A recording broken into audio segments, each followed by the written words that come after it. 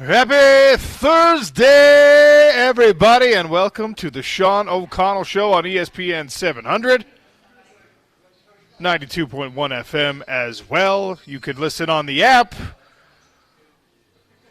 as long as you listen. Happy to have you here with me. I want to actually see some people's faces today. We're on remote at Big Willie's, 1700 South and Main Street. We're sitting in the big dining room. This is a redone, refurbished, reimagined Big Willie's. It is now a Utah bar. This is now a home for your Utah football broadcasts, or Utah basketball broadcasts. They've got all of the packages, television packages, to catch college football and NFL games. Big Willie's, come down and see me. They got drink specials, food specials, blackened sirloin, cheesy mashed potatoes, and green beans today, tuna melt with fries, $3.50 Tullamore Dew, Jack Daniels, and Bullet. They got it all down at Big Willie's. So come down and see me in person. I have some ultimate tailgate passes to give away. I have 5 pairs, actually, of ultimate tailgate passes to the Utah Baylor tailgate party in partnership with ESPN 700. It is a special, special day in the United States of America. This is one of those sports holidays, the return of the NFL football season. You had high school football kickoff about 3 weekends ago. Week 0, then, of course, last weekend was week 1 in college football, and now the NFL coming back tonight with a banger of an AFC matchup. Baltimore Ravens, Kansas City Chiefs. Chiefs looking to go back to back to back. This is going to be a phenomenal and fascinating year in NFL football. We're going to talk a lot about it today on the program. We'll talk about the locals in the NFL. We'll talk about the locals who have moved on from what are now Big 12 schools to NFL rosters. James Peterson is producing the show for me today back in our ESPN 700 studios.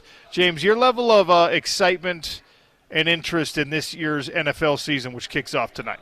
Man, my level of excitement is always high for NFL. Not my favorite sport, that's basketball and NBA, but it's definitely in the number 2 position. I'm more of a pro guy than a college guy in my fandom, so I'm always excited when the NFL season gets started. And I've been excited the last few years since I've been kind of running things here at the station, because we've had your Monday, Thursday, and Sunday night football games, along with a few others in the regular season here on, now we're calling it your home of the NFL, ESPN 700, 92.1 FM. So we will have tonight's season kickoff, Chiefs-Ravens here on the station. Be sure to tune in at 6 after the drive. I love that so much, because you've already got your preset on ESPN 700, and when invariably during one of these great NFL games, Thursday night, Monday night, Sunday night games, whenever you have to run that emergency errand or something, you just pop into the car and you can listen as you rush through whatever you have to do before you get back and watch the rest of the game on television. We're going to focus in a little bit on the NFL today. We also have some Utes talk, of course. Alex Markham to join us and discuss Utah versus Baylor, what's going on with this Utah football roster, what the best solution to replace Kenan Johnson is. They've got a few options, as the coaches told you, as you heard Morgan Scalley reassure all Utah fans, say, hey, we're going to be fine at the cornerback position. Alex Markham stopping by in a little less than half an hour to talk about that. It is a Thursday. We've got the Rising Report, Cam Rising, QB1, coming off a huge performance that took less than a half. The first time in 600-plus days he was back on the field. We'll talk with Cam Rising about how that felt and what to look forward to against the Baylor Bears. Eric Weddle joining us. We'll talk Utes and NFL with him. And, of course, Nate Orchard, the mayor of Sac Lake City, at 1 o'clock. So a jam-packed show today as the Sean O'Connell Show comes to you from Big Willie's Bar, and we're going to call it Bar and Grill right now because I am eyeing that blackened sirloin special coming up for lunch. I put a couple poll questions out on the old tweet machine regarding the NFL, regarding your interest in the NFL. The primary driver, what is the main driver of your NFL interest as we head into this 2024 season? The options I gave were loyalty to your favorite team. Most of us grew up with an NFL team that we were a fan of. Maybe that team is thriving right now like my San Francisco 49ers are. Maybe they're floundering a bit like a lot of your favorite team, the Denver Broncos, are. Maybe you're somewhere in the middle. Maybe you're a bandwagon individual who decided that in the early 2000s you loved the Seattle Seahawks and now you're a Chiefs fan. You spent a lot of time rooting for the Patriots in your life. It's fine. No judgment here. Well, a little bit of judgment. Loyalty to your favorite team. Is that what drives your interest? Locals in the league. We'll talk about those locals in the league, as I mentioned. Fantasy football. This is an interesting one for me. I almost didn't want to put this on the poll, but fantasy football has really drawn a lot of people into the NFL. There's a lot of folks that are engaged in the NFL either at a deeper level than they used to be, or they're engaged because of fantasy football. And that's a weird deal for me, if I'm being honest. I don't mind dabbling. I enjoy playing some fantasy stuff. I like the daily fantasy leagues. But there are folks out there. I mean, my older brother is this way. He's got like 7 different fantasy teams. He's like listening to the podcast. He's got his own podcast. He's not exactly the podcasting type, but when it comes to fantasy football, that is like the main driver of his interest in the NFL. And maybe it has to be because he's a Vikings fan, but and then betting. And honestly, right now, James, I put this poll out last night because I wanted time for it to marinate and for people to weigh in. I just retweeted it. Betting, I thought, was maybe going to be a bigger portion of why people are in love with the NFL. Obviously, sports betting in the United States of America is a huge multi-billion-dollar business. It is legalized in a lot of places. Not here in our home state yet, and probably never, if we're being honest, in our home state. But betting right now, a distant fourth place on the poll question. James, where does your vote? Is it loyalty to a favorite team, locals in the league, fantasy football, or betting? It's loyalty to a favorite team. I'm a Colts fan, so it's been rough since Andrew Luck decided to retire. Going on now 6 years. But yeah, that's been my main driver for NFL. It used to be fantasy football as well, but I haven't played in a while. I got too heated with it, OC, and it would take over. Not that I wouldn't take it out on friends that I'm playing with, but I would get too worked up about it as I'm watching games. And I'm like, I can't even enjoy these games because I worried about losing by 50 points this week or whatever, or losing by half a point. So I kind of stepped away from the fantasy football thing, and I've enjoyed it. I've enjoyed watching games a lot more, especially with Red Zone. But I would say those two in my life have been the two biggest drivers right now. It's loyalty to the Colts, man. They're my favorite team. I got to say this. When it comes to the fantasy football thing, it is – to me, fantasy football in a lot of ways is like golf, where everyone that loves it for the reasons that I cannot love it. Because if you love golf, you're probably a much better golfer than I am. If you love fantasy football, you're much better at playing fantasy football than I am. And because I'm an ego-driven individual, things like golf and fantasy football, if I'm not immediately excellent at them, I just am like bothered. And I can't bring myself to get all the way on board. Well, so that's where I'm at. That's kind of why I get heated with it. Like I get worked up about it, is because I feel like I always draft a pretty good team, and apparently I don't draft well enough. Because even though on paper I'm like, this is a really good team, and you get enough points on average to win every week, you can still lose because every week your opponent has the best week of their season, right? That just started to happen way too much for me, and I'm like, I can't have fun with this anymore. So I think last season I had like just an excellent lineup, and then I went up against, I can't even remember what week, I went up against someone who decided they were starting Joe Mixon, and he ended up scoring like 40 points. It was like a record high of fantasy points ever scored. It's maddening. And I'm like, this, no. And then you lose, not because someone drafted better than you or not because someone did a better job setting the lineup than you did, but because somebody got insanely lucky by like some random person going off. So, yes, there are many reasons why I excuse myself from deep, deep loyalties in fantasy football. But it is, I acknowledge, it is a main driver of a lot of people's interest in the NFL, and it is a great way for people to engage the sport and engage their favorite players and maybe even develop some loyalty to players because they've won you fantasy football games or a fantasy football league. Right now, 24-ish% of the vote on the poll is coming in as fantasy football being the reason that you love the NFL. That's a big number. Loyalty to the favorite team right now is slightly edging out the locals in the league, but then it's fantasy football, and a distant fourth place is betting. I also put the poll question out about the de facto home team for Salt Lake City. We don't have our own NFL team.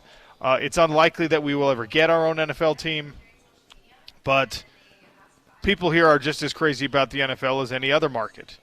So what's the unofficial hometown NFL team of Salt Lake City? Broncos, Raiders, Niners, or other were the options that I put out there. James, I should have consulted with you before I actually put this one out, but I was on a tear. Yeah, I mean, are those the right teams? I can't help but be insulted you didn't put the Colts in there. No, I'm just the kidding. Colts. I'm sorry, don't even deserve honorable mention. But Broncos, Raiders, and Niners, those are the right picks, aren't they? Absolutely. And there's only about a handful of Colts fans that I've met in my life. Because I grew up in Utah, so yeah, they don't need to be on there. But yeah, those three I think would be it. And to be honest with you, the way the poll's shaken out so far, that's the order I might have guessed. It is. It's not. Broncos are winning the poll right now, about 41%. Niners about 32%, and then Raiders kind of a distant third, about 16%. That's what I probably would rate them. Now, the last time, I think Zachariah put out a similar poll a few weeks ago, and I think the most we got in response for others was like maybe a tie between the Chiefs and the Steelers. Steelers have fans everywhere. Do. Cowboys and have Cowboys, fans everywhere. There's a ton of Cowboys fans here, too. I think it was maybe those three teams that probably got the most votes, but none of them would have been near as much as Broncos, Niners, or Raiders. And see, the Chiefs, like, the interesting thing about the Chiefs and the fans of the Chiefs that are all recent fans, unless you're from Kansas City, you almost get a pass because you have a good reason, being from Utah, to like the Chiefs because of Andy Reid and that connection. And because of how long Alex Smith was there and kind of had a revival of his career there in Kansas City. So, yeah, exactly. I'll be honest, James, it's an aggravating phenomenon for me because it's like you want to call people out for being a bandwagon fan, but they had good reason to like the Chiefs. There were local connections. Everyone except for Bill Riley. Well, he never has good reason. No, I'm just kidding. He grew up in Kansas City. His reason is a good reason. But like Andy Reid, you cannot fault anyone for being a fan of Andy Reid, whether they're BYU affiliated or not. Like, if you love Andy Reid, okay, fine. You love Andy Reid, so now you're a Chiefs fan. Obviously, if you jumped on board with them because of the revival that you just mentioned of Alex Smith's career in Kansas City, yep, all right, that's a good reason. And then, of course, you can go a little bit deeper cut. You know, that Sorensen was a great safety for them, and then moved down to the box play linebacker. There were local connections, and yeah, I call Chiefs fans, but I can't because there's good reason for you to like the Chiefs, even if you came to the party a little bit later, even if you didn't grow up as a hardcore Chiefs fan. You know what's interesting about locals in the NFL connection meeting loyalty to favorite team in this market? The Niners, one of the reasons why the Niners are one of the 2-3 favorite teams in this market is because of, you know, Steve Young in the 80s, right? In the 90s, right? And that local connection and him being a Hall of Famer in the NFL as well. And it feels like and those fans have stayed Niners fans since then for the most part. But it feels like we're getting the same kind of thing now with Fred Warner's emergence as probably the best linebacker in the league. And, I mean, deeper cut, but Mitch Wishnowsky, been one of the better punters in the league, too, and former Ute, and others that have been part of that team that I'm maybe not thinking of right now. You're kind of getting that they kind of have that local flavor, but they also are that team that everyone has kind of been a fan of around here since the 80s or 90s because of Steve Young, which is kind of interesting how that's worked out. Yeah, and it has been a wild ride as a 49ers fan. If you've been a 49ers fan for 40-ish years like I have, you've had some of the highest highs. The Super Bowl in '94. We were talking about that earlier when I was in studio, James. The drought. It's a 30-year drought if they don't win it this year, and we don't talk about that as much as we do as some other teams who have been chasing the championships because the Niners have been so close. I think they've been in the picture. And that almost makes it worse, if you ask me. You think when you get it's been worse for you that you've been close enough to taste it and not get it done than if, say, you're the Cowboys who have the same drought who haven't really been close? Well, especially if you were a 49ers fan in, like, the Joe Montana era, because if Joe got you there, he was also going to win it. Right. You know what I mean? So that was something that for, like, my grandparents who made me 49ers fans – that's been a tough adjustment because 80s, early 90s, Joe Montana gets you there and then he wins it. Steve Young, obviously, quarterbacked the 1994 championship team that went over the Chargers. And then you had the Colin Kaepernick situation. Obviously, Jimmy Garoppolo got you so close. And then Brock Purdy unable to deliver all the way in last year's Super Bowl. So it's just it's been a fun but sometimes painful ride, and that's sort of the story for most fan bases. You have reason to like your team, whatever reason is acceptable in your own mind, but then there's always that heartbreak, man, unless, of course, you're dealing with last year's Chiefs. Yeah, I mean, Chiefs fans right now, the most spoiled fan base in the league, and similar to how the Warriors were not too long ago in the NBA. And it's kind of interesting how Mahomes became that phenomenon that Steph Curry became for the NBA too. The interesting parallels there too. But they're the most spoiled fan base in the league right now, and good for them. Everyone needs that ride to kind of make it feel like it's worth being a fan of this team, and that's what's happening for the Chiefs right now. We'll see how long it lasts. It looks like it's going to last forever at this point because Mahomes is still so young, and with what they did with a relatively inept passing game last season compared to their other great teams, still winning the Super Bowl still baffles me right now, and it makes you feel like what can a team do to beat the Chiefs? Well, right? the Chiefs find ways to prop that Super Bowl window open when we think that, Tyreek Hill's gone. That's going to make things a lot harder for Patrick Mahomes. And Travis Kelce is getting older, and he's not as active. He's not as important a part of this offense. Like, Andy Reid has just been masterful in not only play calling, but in rest and load management for some of the older guys and making sure that, they don't have to have a great regular season. They don't. The Kansas City Chiefs are just like, all right, we can lose 6-7 games. Because of how good the defense has gotten, and particularly last year, they don't necessarily have to be the greatest offense ever either. They proved that last season. It's baffling how they continue to find ways to do it, and it just feels like they're inevitable at this point. Shout out to Thanos. Now the question, one of the main storylines for this entire NFL football season, which, again, starts tonight. You should come down to Big Willie's for the kickoff party. Jameson's going to be down here giving away merch, giving away free stuff all night long at Big Willie's. Come down for the Big Willie's NFL launch party for the season. One of the big storylines and questions as we kick this thing off in the NFL is a Chiefs three-peat. Realistic possibility? Do you think? I mean, right now you look at the betting odds, and the odds makers think that, yes, absolutely, the Kansas City Chiefs in the modern era of football will be the first ever three-time back-to-back-to-back Super Bowl champions. Can this happen? Do you think that Andy Reid, and probably more importantly, as important as Andy Reid is, Patrick Mahomes, does something that has truly never been done?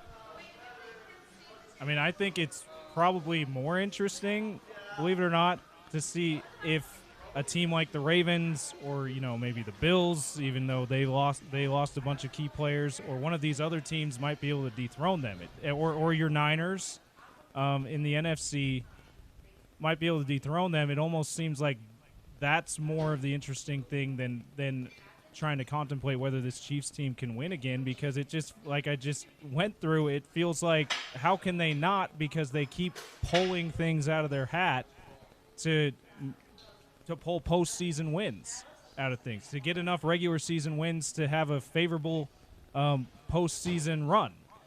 So it almost feels like, is it a more interesting question to say, can Lamar Jackson and the Ravens break through, or can Josh Allen and the Bills break through, or your Niners break through, than thinking about whether the Chiefs can do this? Because it feels like, why can't the Chiefs do it? Well, the answer to why wouldn't they be able to do it, I think, has more to do with what you're talking about. Somebody else breaking through, figuring out the solution, making good on the promise of a 49ers roster, or the Detroit Lions, taking the next step, which would be insane to see, right? Is that the team you're most worried about in the NFC as a Niners fan, or do you look at maybe the Rams in the division, or is there maybe the Cowboys? Who is it that worries you the most? Well, first of all, as a 49ers fan, I'm never scared of the Cowboys because, especially when it comes to playoff time, they're absolutely going to step all over themselves and find a way to lose. I'm not worried about the Cowboys at all. Also, I think that I would be more worried about Detroit if San Francisco wasn't the exact type of roster built to beat Detroit. I think that we're going to go look back at this era of the Lions, and they're going to be like, gosh, we need for San Francisco to make its mistakes, which I think they might be making. We need for San Francisco to suffer from self-inflicted wounds in order to make that next step as Detroit. Because when you look at the way that these two teams match up, I just think that San Francisco is the better version with a lot of similarities. And I think that for Detroit, you have to be, like Kansas City is, you have to be unique, and you have to be special in ways that the 49ers are not special to beat the San Francisco 49ers. You can't try to beat them at their own game. You can't do things the way that they do them and expect that you're going to be able to beat them. And at least with this version of those two rosters, I'm not exactly scared of the Detroit Lions for those reasons. I am crazy fascinated why in pro sports especially, but in all sports, the three-peat is so much harder to pull off. Like, there are many teams, James. There's several teams since the Super Bowl began, since we called it the Super Bowl, that have won back-to-back Super Bowls. Several different franchises have done it. Broncos have done it. Niners have done it. The Dolphins have done it. The Steelers have done it. Obviously, the Patriots have done it. A couple of teams have done it several times. A two-year window. Then you lose the next one, then you win the next two after that. But that third one has remained an impossibility and has remained elusive in NFL football. So if the Kansas City Chiefs are able to pull this off, are able to be the first ones to go back to back to back, already Andy Reid is talked about as one of the best coaches. Already Patrick Mahomes, I think, is sort of cementing himself, digging himself in just behind Tom Brady for now as the second best quarterback of all time, or at least in that conversation. If they can do it 3 years in a row, win Super Bowls 3 years in a row, that conversation changes. Now you have to talk about, because it's really difficult in sports now to do something that the all-time greats haven't already done. It's difficult to beat records, even single-season records. As the game shifts and changes, we'll talk about that in about an hour, actually, some records that we should be keeping an eye on in this upcoming NFL season that might just fall in 2024. We'll talk about that. But it's the more years you have behind you in every sport, the more difficult it is for those records to be broken, which is why it's so incredible what we're seeing Shohei Ohtani do right now in baseball. Like, there's a very realistic possibility. We were talking about this yesterday, James. He'll be a 50-50 guy. Which is insane. I think the closest someone got to 50-50, I can't remember the name, but DP was talking about it a week or so ago. It was a 46-42 season. And ridiculous. Shohei might get there with like a couple weeks left. Nuts. And baseball has a 130-year history that you're dealing with, right? So, yeah, the game has evolved. Yeah, the game has changed. Yeah, the athletes now are completely different than the plumbers and truck drivers that played back in those early, 1910s and 1920s and 1930s. But the point still stands that what you're contesting with is history. And in the NFL, which has become the number one commodity in American sport, to be able to do something that has never been done puts you on a plane that, very rare. It puts you in a rarefied air, and it cements you in a way that even just being great doesn't. To truly do something that nobody else has been able to pull off, if the Kansas City Chiefs can do it, we need to talk about them as one of the great dynasties ever in the NFL, even if it's not an 8-year run of multiple championships like we saw with the New England Patriots. I mean, back to back to back is impressive in a different way, and is impressive, I think, even more impressive than staying near the top for a long time and always being in the conversation. To establish championship-level dominance for back-to-back-to-back seasons when no one has been able to pull that off since, the very first Super Bowl, not NFL championship game, but the very first Super Bowl was played in 1967. And the Kansas City Chiefs were part of that one, by the way. But if you're able to be the first ones to do it in that 60-year history, and I sit here saying this because I think they might be able to. I think they might pull it off again this year, much to my own chagrin. We'll get a better look at it tonight when they kick off this NFL season with the Baltimore Ravens. Come down to Big Willie's, 1700 South and Main Street in Salt Lake City. Take advantage of the drink specials, $3.50 Tullamore Dews, Jack Daniels, or Bullet Rise. And the food specials, I've got my eye on the blackened salmon. They're also doing tuna melts. It's going to be a great, great day. The soup of the day, creamy potato bacon soup. It's not even cold enough right now to think about that soup. But if I sit under this AC vent, if I move my chair so I can chill myself off a little bit, creamy potato bacon soup sounds like something I might be interested in. You can almost convince yourself it's soup season by doing that. Are you? You're not gonna ask for what the soup of the day is by calling the waiter Flo, are you? The waitress Flo. What's the soup? You know what I'm learning about you, James? You will not miss an opportunity to pull a somewhat obscure movie reference out. Man. The more obscure, almost the better. Because I get a weird satisfaction of being in a room of people, and I know most of the people don't know, but getting like a knowing nod from someone else and being like, oh yeah. So that's what you're doing. You're profiling the room. You're trying to see. You're trying to see who. No judgment. I just get satisfaction of getting maybe one or two people going, oh, I got that. That was good. And you like the somewhat confused. Half recognition from everyone else. It's just I know I've heard that. Where have I heard that? But then there's the other movie weirdo in the corner that's just nodding knowingly to you. You guys make eye contact uh-huh. I know exactly what you're talking about. I'm a sicko that way, man. I don't know. You're a strange man, James. You're a strange man. All right, Alex Markham's going to join us to talk about Utes versus Baylor. What should Utah do to replace Kennan Johnson? That's coming up. Want to remind you before we get out, every single opening segment on the Sean O'Connell Show is brought to you by Alvi Armani. So if you're dealing with some hair issues right now, a retreating hairline, it's thinning, you're getting a little of that friar tuck going on, gentlemen, ladies, doesn't matter.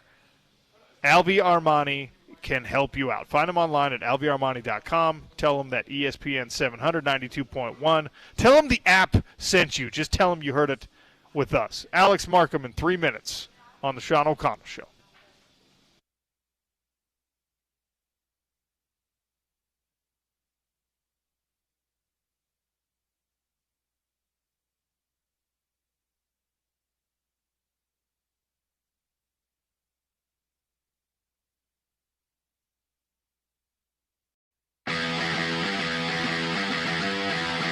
Jordan Noyes kicks it off. It's a high end-over-end kick, backpedaling and taking it. K.D. Nixon 2 yards deep into the end zone. Nixon trying to get to the outside, breaks a tackle, and then he's tripped up at about the 17.5-yard line. University of Utah covering that well, and it was Hayden Fury, the backup linebacker, that made the tackle. So USC will begin things with about an 83-yard field in front of them. And Scott, the guy we'll keep an eye on tonight, wears number 15. His name is Drake London, and he's the best wide receiver in the Pac-12, maybe the best wide receiver in college football. Yeah, and I think USC will come out and try to just get quick passes, let athletes go on athletes, and just say our athletes are better. But yeah, Drake London is going to be a challenge for Utah tonight. It'll be interesting to see how Utah handles it. Keaton Slovis brings out the offense, 1st and 10 from his own 17-yard line. Keontae Ingram in the backfield with him, a 3-wide look here on 1st down, a play-action pass. Pocket collapses, Slovis throwing to the outside. It's caught at the 30-yard line by Drake London. His 49th catch of the year, 17, making a 13-yard gain on 1st down. The pass rush was there. It didn't quite get home, and he completes the first pass of the game. Yeah, and they're kind of getting to Slovis quickly, but that's just too easy in a throw. It's one-on-one here, and then Drake London won that one-on-one. 1st and 10 at the 30-yard line. Turn and a give and a play-action roll. Firing to the outside. Flanker screen. That's Bryant. He's got it to the 40 and cut down at the 43-yard line. Gary Bryant, freshman who's having a terrific freshman year. They're going to go with some tempo now with USC. That's a 13-yard gain and another 1st down. And USC off to a good start throwing the football. Yeah, I mean, they go 20 yards here, 40 yards in a quick turnaround here. But those bubble screens, that's what was a problem for Utah last year in Salt Lake City, and they didn't handle it well on this first play. Trips to the left-hand side, a tight end and a tailback of the ball game. Utah with a 4-man down front, 5 now at the line of scrimmage for Utah. Slovis operates out of the shotgun. Keaton Slovis brings Drake London to the inside in the left slot. They hand it to Ingram. Ingram bounces to the outside, tripped up and taken down as he picks up a yard. That was Devin Lloyd shooting the gap and grabbing Keontae Ingram around the ankle for a 1-yard gain. 2nd down and 9 coming up. Yeah, and good to see from Devin playing downhill and making a tackle there in open field. It's hard to do, and these athletes at USC, they're going to test you all night long. Keontae Ingram sounds familiar. He ran for over 100 yards and a touchdown against Utah in the Alamo Bowl a couple of years ago, playing for Texas. Slovis going to change the play at the line of scrimmage now. He sees what he likes in the Utah defense. Now they shift around. Slovis on 2nd down and 9, hands it again to Ingram straight up the middle. Keontae Ingram 2nd level to the Utah 49-yard line. It'll be a gain of about 6 yards, maybe 7. It'll be 3rd down and 2 coming up here for USC. Yeah, and this is the money down. It did, no question, money down, but an interesting play there. Utah had everyone lined up on their right side, and then USC changed the play, and then Utah went away from it, and they ran right into where all the other players would have been. They should have stayed where they were. So 3rd down and 3 here, first 3rd down of the evening. Utah crowding the box. Slovis takes and gives on the fly sweep to Drake London, who's got 1st down yardage at the 45. He needed 3. He picked up 5. They do a little bit of everything with Drake London. That's a gain and a 1st down for USC to the Utah 45-yard line. Yeah, it's like a jet sweep without the jet part. He just kind of at the snap just takes it. And really all it is a normal sweep play to the outside, well blocked, well executed. Kind of a Cessna sweep more than a jet sweep right there. So 1st down and 10 USC as they have the ball on the opening drive. 12:24 to play here in the first quarter. 1st and 10 from the Utah 45-yard line. 4-wide look now for Slovis. Connell Show coming at you live from Big Willie's. This time to Ingram. Stacked got up a big at the line of scrimmage. kickoff party happening. We're going to get to Alex Markham, Utes Insider from Rivals here in just a moment. Utah was ready. I had a wonderful tackle right up in walking in here to Big Willie's at about 10:30 a.m. And Utah I had really no idea this was going to happen. I hear a familiar voice calling out to me. I did not know that my longtime friend Patrick is now the man who runs Big Willie's, the man in charge. Sits down with me to talk about what they've got going on here. What a pleasant surprise that was for me this morning. Yeah, I was super excited when DJ was like, what talent would you like to come to the broadcast? I was like, Sean. We go all the way back to my own college days as a lowly walk-on at the University of Utah. It was just it was great to be here. It is great to be here. Great to see you. NFL season kicking off tonight. You guys have a big launch party happening. Yes, we are super thrilled that NFL's back. All these TVs that we've updated and got installed are going to be on all the channels. So you want to watch NFL, this is the place to be. We're sponsored with Jameson. They got a ton of giveaways, jerseys, game jerseys, Jameson jerseys, coolers, bunch of nice swag. Food and drink specials going on all tonight. Every day you've got a different food and drink special. Every day we have a $3.50 drink special. It's best in the city. And also, not the cheap stuff. It's all top-notch liquors. That's Tullamore Dew, Jack Daniels, and Bullet as the examples for today's $3.50 drink special. You're a Utah bar now. You're a Utah spot now. Yes. Wasn't always the case with Big Willie's, but yeah. Now we want this to be a home bar for away games. If you can't get into the stadium, you have your own tickets. The Utes will be on here, sound and TVs. So come on down and support the Utes. All right, I'm going to make Patrick go back and personally put a meal together for me because I trust him. How big's the appetite? Well, it's like you have to ask me that question. No, I'm old now. I can't afford to eat like I used to back in the day.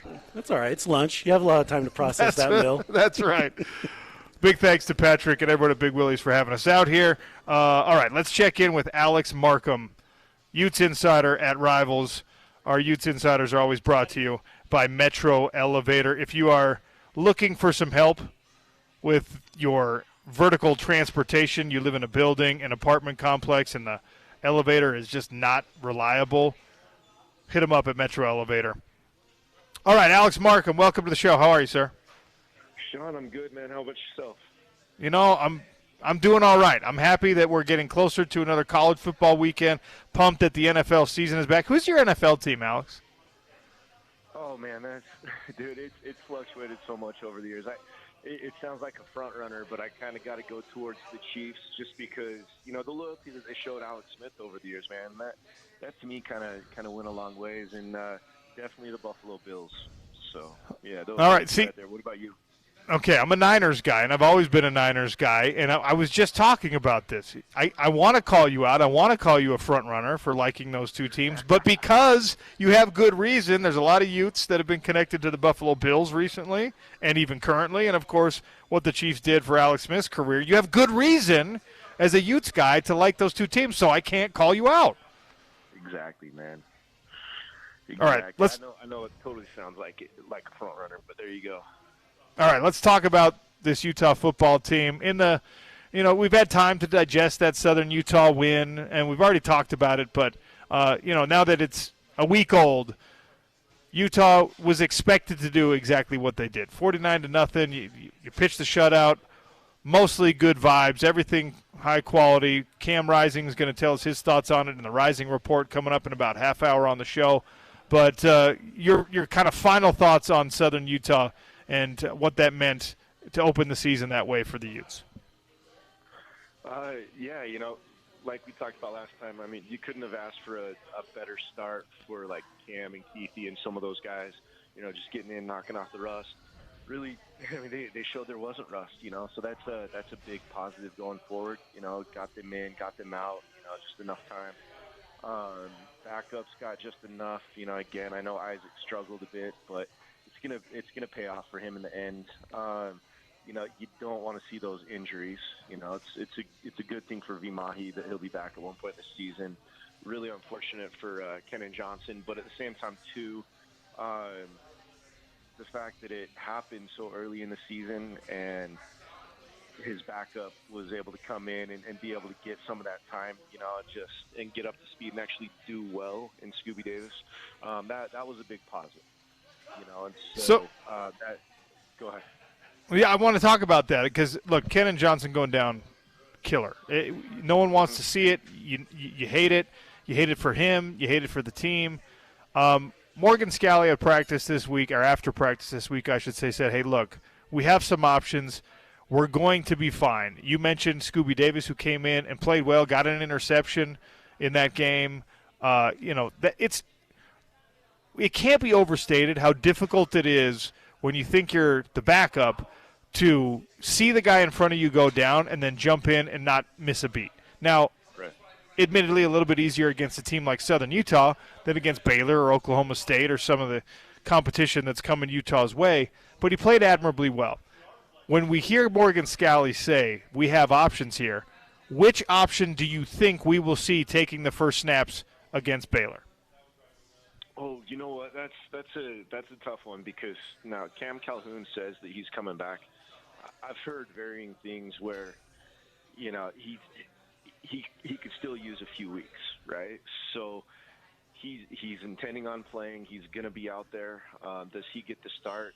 I still think it's going to end up being Scooby Davis, just because he's been out there. He's been practicing. He had that good first week, and just kind of slowly ease Cam Calhoun in. But the faster they can get Calhoun in there and up to speed, the better this defense is going to be, because he's a stud. He when he transferred over here from Michigan and got here for spring ball, he performed better than expected, and they were already high on him, right? And so to the point where, quite honestly, if Johnson had remained healthy and Calhoun had came into the season healthy, it still would have been Johnson, but Calhoun's that type that could start on plenty of P4 teams right now.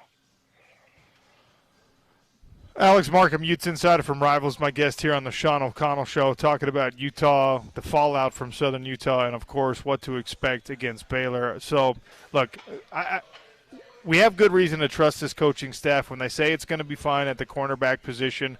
Until we see visual proof that it's not, I will run with that. This is a significant step up in competition from what you saw last week against Southern Utah. Baylor, while they're maybe back against the wall head coaching situation, Dave Aranda knows what he's doing. He didn't forget how to coach, as we like to say in the business. 4 years ago, this was a top 5 team and a Big 12 champion. Now he's calling his own defense again, so he's taken the defense back into his own hands, has Dave Aranda. They've got 9-10 starters back on that side of the ball. Can Utah move the rock against Baylor like they did against Southern Utah? You said it right there. Aranda didn't forget how to coach. Aranda, he made his money as one of the best defense coordinators around, right? So there's that big mystery right there. Do I expect Utah to be able to move it still pretty easily against these guys? I do, because they weren't one of the better defenses last year. A lot of those guys returned. They are going to be better, but still, it's sometimes you subtract and bring somebody else in, and you're that much better. So where it's going to be somewhere in the middle on that, and Aranda is going to make this team better just with his mind and his play calling. But I still I don't see it being enough for Baylor to really be able to slow down Utah's offense too much. Baylor is they're far more athletic than Southern Utah was. They don't have, I don't think, the size that we saw from the best versions of Baylor. One thing they do have is a quarterback who historically, this type of quarterback has been the most difficult for any college football team to deal with, but certainly for the Utes to deal with. DeQuan Finn, the transfer from Toledo. I've done a deeper dive on him than I'm a little embarrassed to talk about how much I was watching DeQuan Finn film. But this guy is wildly productive. We're talking about 63 passing touchdowns. He is an experienced guy, the same way that Cam Rising is. He's in his 6th year, Rising obviously in his 7th. This is a guy who can hurt you in multiple ways. He's an adept runner. He's got great pocket awareness. DeQuan Finn feels to me like the biggest challenge for Utah in this game, period. What do you think of number 12 for the Baylor Bears? Look, he's a stud, and you said it. That type of quarterback historically has given Utah problems. Luckily for Utah, they got 2 of the best linebackers around, where they can use one of them as a spy on him, and that's gonna kind of help it just that much more. But same time too, you never know when he's gonna be able to hit that big play, and he takes risks. Hell, he had 2 interceptions last week, right? And so is the secondary going to be ready to be able to capitalize on those risks that he's taken? And it's going to be a challenge for Utah. But at the same time too, it's just Baylor's just not on Utah's level at this point in time, and the two teams are on 2 totally different trajectories, and one guy can only do so much for an offense, right? And so if he hits one or two of those big plays early, that's where you start freaking out a little bit.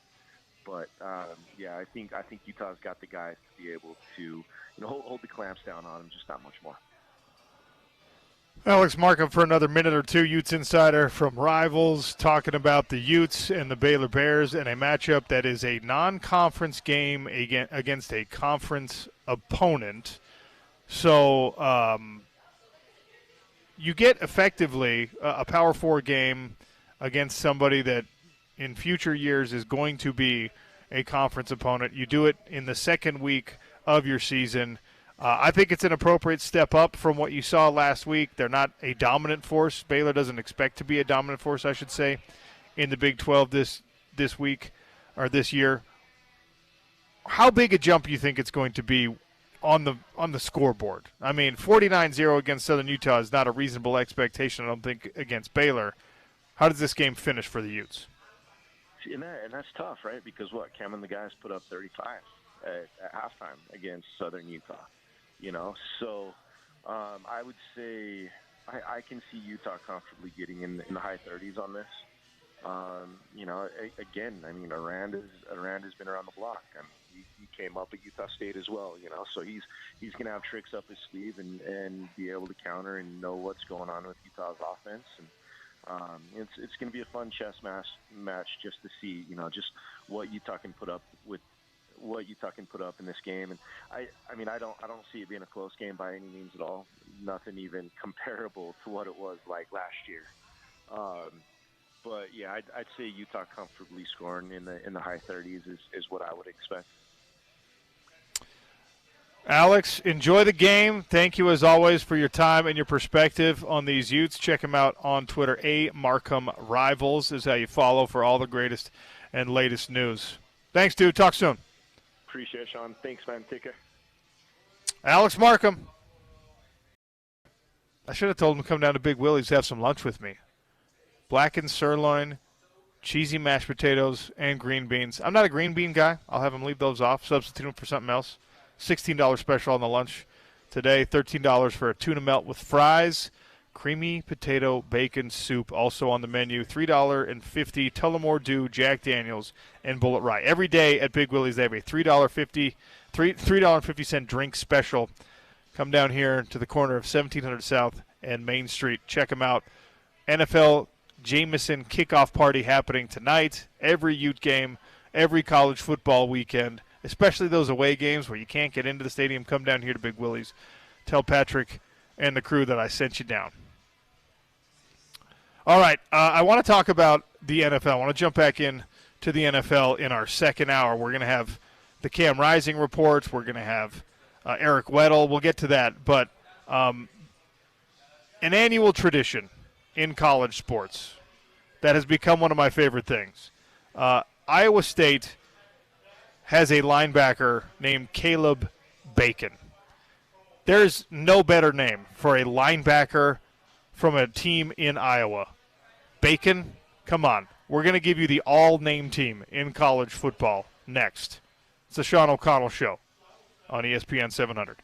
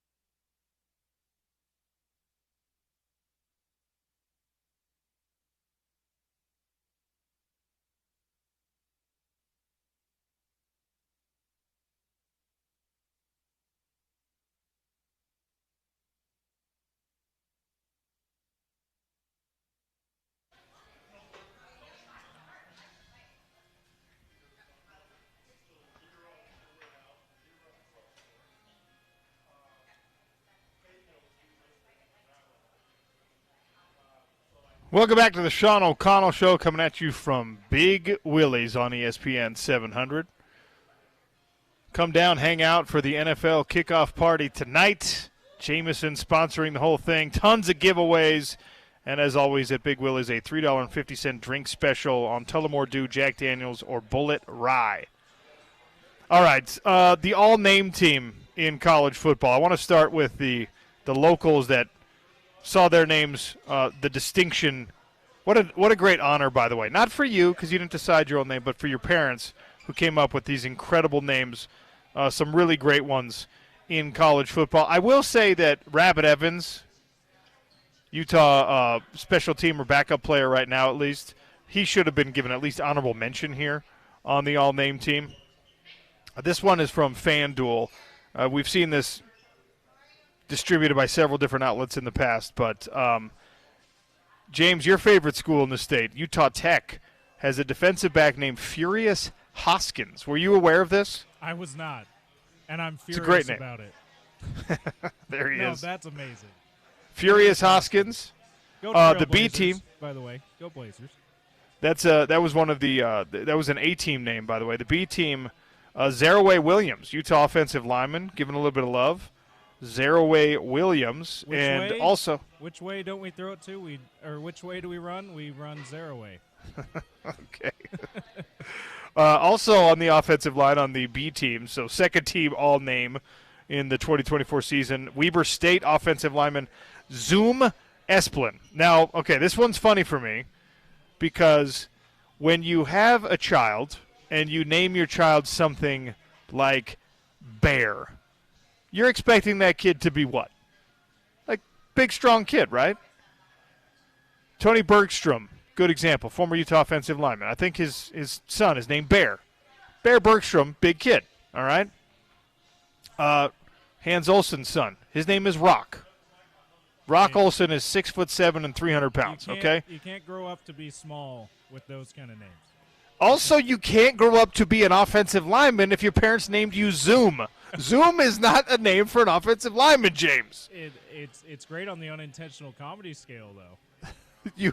If you name your kid Zoom, you are now painting yourself into a box where you can't feed that kid the same way you feed an offensive lineman, all right? I'm glad they did, but Zoom is not an O-line name, all right? Also, well, maybe he's fast for an O-lineman. All right. Maybe he's, maybe he's Zoom O-line. Not Zoom in general. another person with the same situation but on the opposite end, Tulane has a wide receiver named Fat Watts. You can't have a name. Your name can't be Fat if you're a wide receiver. That Zoom and Fat need to swap first names to fit their positions. The other great athlete to be named Fat.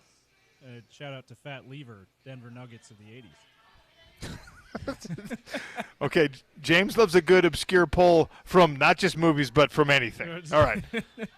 Really quick, I want to run through this all-name team in 3 minutes. We have the Rising Report coming to you from Price's Guaranteed Doors. That's coming up in 3 minutes. But General Booty, okay, quarterback. Fantastic. Montana's running back, Tommy Running Rabbit is the name. Great name for a running back. DeColdis Crawford. By the way, DeColdis Crawford's middle name is To Ever Do It. So that is an unbelievable name, especially for a wide receiver. Is it spelled To Ever Do It, or is it like T-U? No, it's To Ever Do It, not To Ever. Sorry. I made DeColdis Crawford. My bad. Fat Watts, Dash Dorsey, Champion Johnson, Boise State tight end. Probably should leave that one alone. Offensive lineman from South Carolina, Tree Babalade. Offensive lineman from Cal Poly, Rayson Delgatti. Again, Rayson, not a name for an offensive lineman. No. Unless you are trying to be funny. Southeast Missouri's got an old lineman named Kobe Six Killer. That's just a great name. UNLV, Tiger Shanks, offensive lineman. Love it. University of Arizona has an offensive lineman named Rhino. That's perfect. Rhino. If you are an offensive lineman and your parents named you Rhino, you are in the right place. That's a good job by them. Rhino Tapa Atatui is his name. Roland Hughes, Octavius Oxendine, Legend Journey, defensive lineman at Cal. Journey. University of Charlotte has a Clowney named Demon. Demon Clowney, I think he's the nephew of Jadeveon Clowney, if I'm not mistaken. Southeast Missouri making another appearance. Servant Counselor, defensive lineman. Oh my goodness, he's a second counselor in the bishopric, not the bishop. Servant counselor. Duke has a linebacker named Memorable Factor.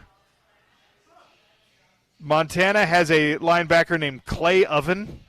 That's just you can't name your kid Clay Oven. You can't do that. Is it Clay with a C or a K? It's Clay with a C. That's amazing.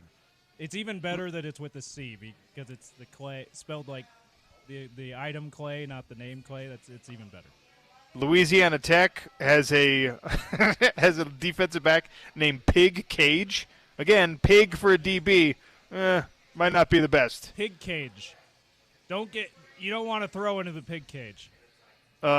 Defensive back, all name team, Dude Person. That feels like you're creating a team on NCAA football. Dude Person is just like the fill-in. Then you go and you edit and you put it out. You put a different name on there. Dude Person is an actual name. That's going to be my next 2K creative player. Dude Person, Utah Jazz. Like if you have a jersey with the name Person on the back of it, people think that you just got the blank. Yeah. And you didn't actually do the create a jersey kind of thing. Midnight Steward, absolutely phenomenal. And then long snapper at Michigan State. His name is Jack, and he has a hyphenated last name. The hyphenated last name is Carson Wentz. Jack Carson Wentz. That sucks. I'm sorry. Not because Carson Wentz. If only he played for like Temple or something in Philly. That'd be so wonderful. That's the first team all-name team. There's some really good ones on the second team, the B team as well. Maybe we'll get to those when we have a little bit more time. We're down here at Big Willie's. Drink specials, $3.50 drink specials running all day. They got a Jameson kickoff party as the NFL gets going tonight with Kansas City Chiefs and the Baltimore Ravens. Coming up next, Cam Rising, Utah starting quarterback for the Rising Report, brought to you by Prices Guaranteed Doors. That's in 3 minutes on the Sean O'Connell Show on your home of the Utes, ESPN 700.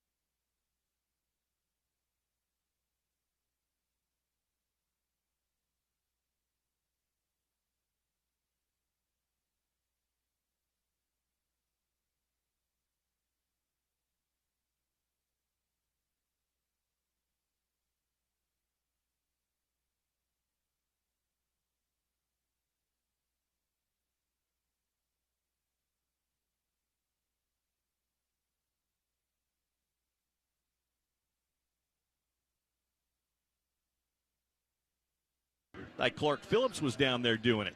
Timeout on the field.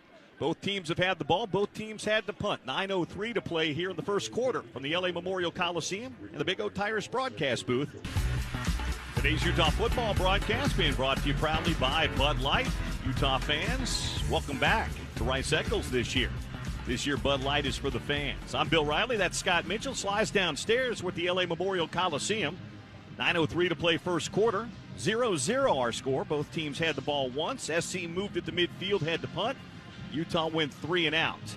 SC has it 1st and 10 at their own 36-yard line. I thought it was a pretty good effort by the defense on that first drive, Scott. Yeah, I mean, I liked what you're seeing, playing downhill, playing aggressively, not letting these athletic guys get going, get them stopped before they get started. They didn't do a good job on the one bubble screen. They did it on the second one, and when you cover it, then the teams tend to go away from it. And so Utah's shown that they're going to cover that, so you probably won't see a lot more of that in this game. 4-wide look here on first down from their own 36-yard line for Keaton Slovis and the USC Trojans. Keontae Ingram remains in the ball game as the lone tailback standing next to Slovis in the shotgun from the 36-yard line. Slovis changing the play now, looking at the Drake London to his left. Utah with 6 at the line of scrimmage. Motion man, the tight end, Wolf. They're going to throw that flanker screen outside. Trigg has it. He's beyond the 40 and out to about the 43-yard line goes freshman Michael Trigg. He's a big dude, too. 6'4", 245 for Trigg, who picks up 7 on first down. And what's interesting is that Utah's in a 3-man front. Here they go again, throwing that ball outside, this time to London. He's to the 50, to the Utah 48 and out of bounds. That's a first down for USC. Utah's playing off, Scott, and they are just throwing that ball in that flanker screen to the outside. Yeah, and the outside corner's doing a good job. It's the guys that are filling on it. They got to see that early.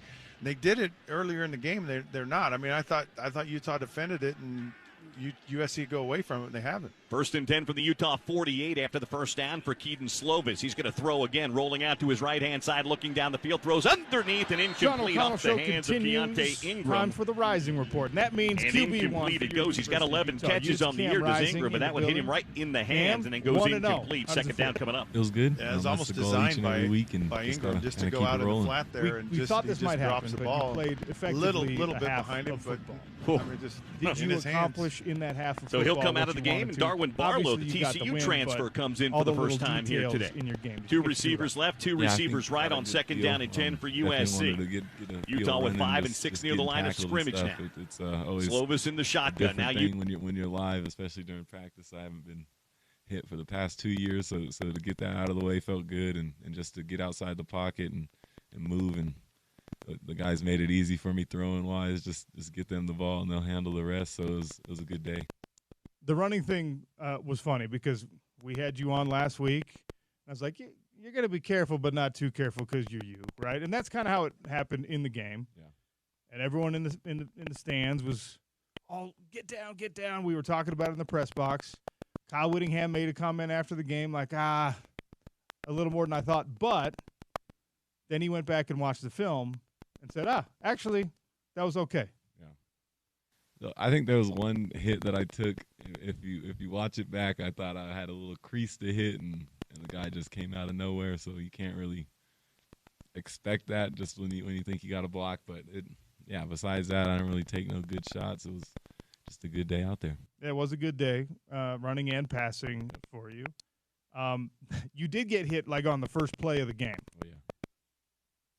I never feel like getting hit as a quarterback is a good thing, but after all the time away and whatever uncertainty that still lingered based on that, you take a hit, dust yourself off, you get right back up. Was that an important moment in any way? Definitely always kind of feels good to get that first hit out of the way.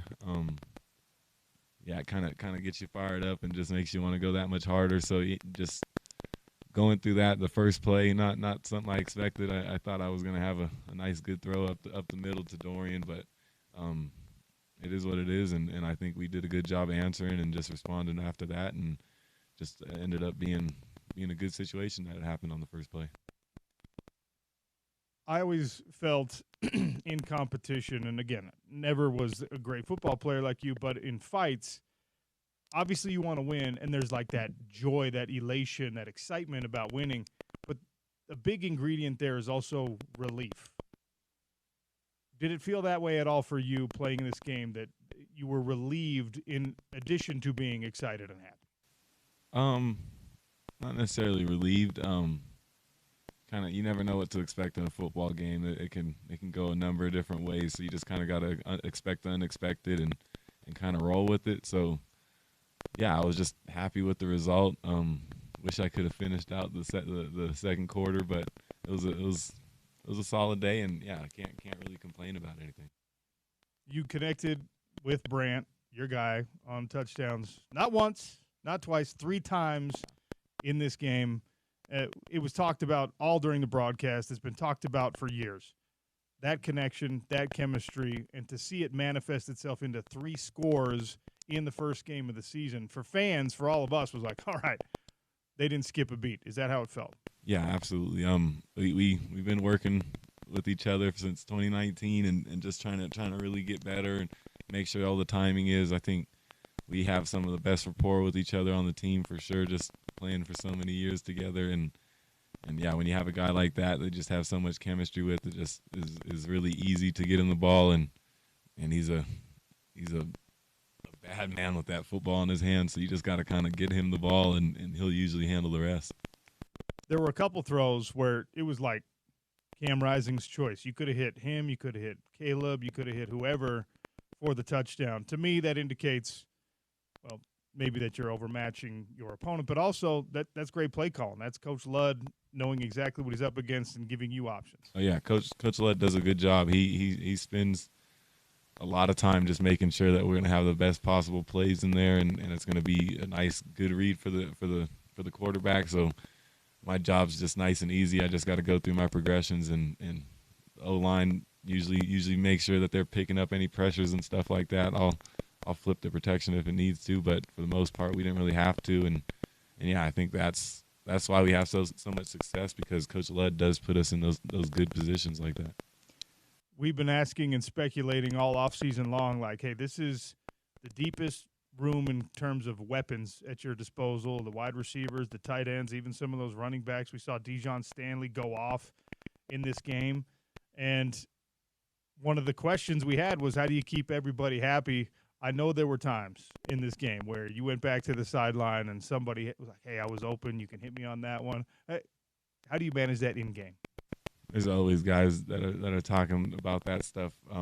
It's never ideal in a lot of those situations. Sometimes our progression starts opposite of that, or they may not even be in the progression just because the way the play's set up. But it's something you we have the iPads now, so you get to really go watch it and kind of confirm everything now. So that's definitely going to help with those situations and kind of maybe potentially open up some of those receivers and when they do say that they're open.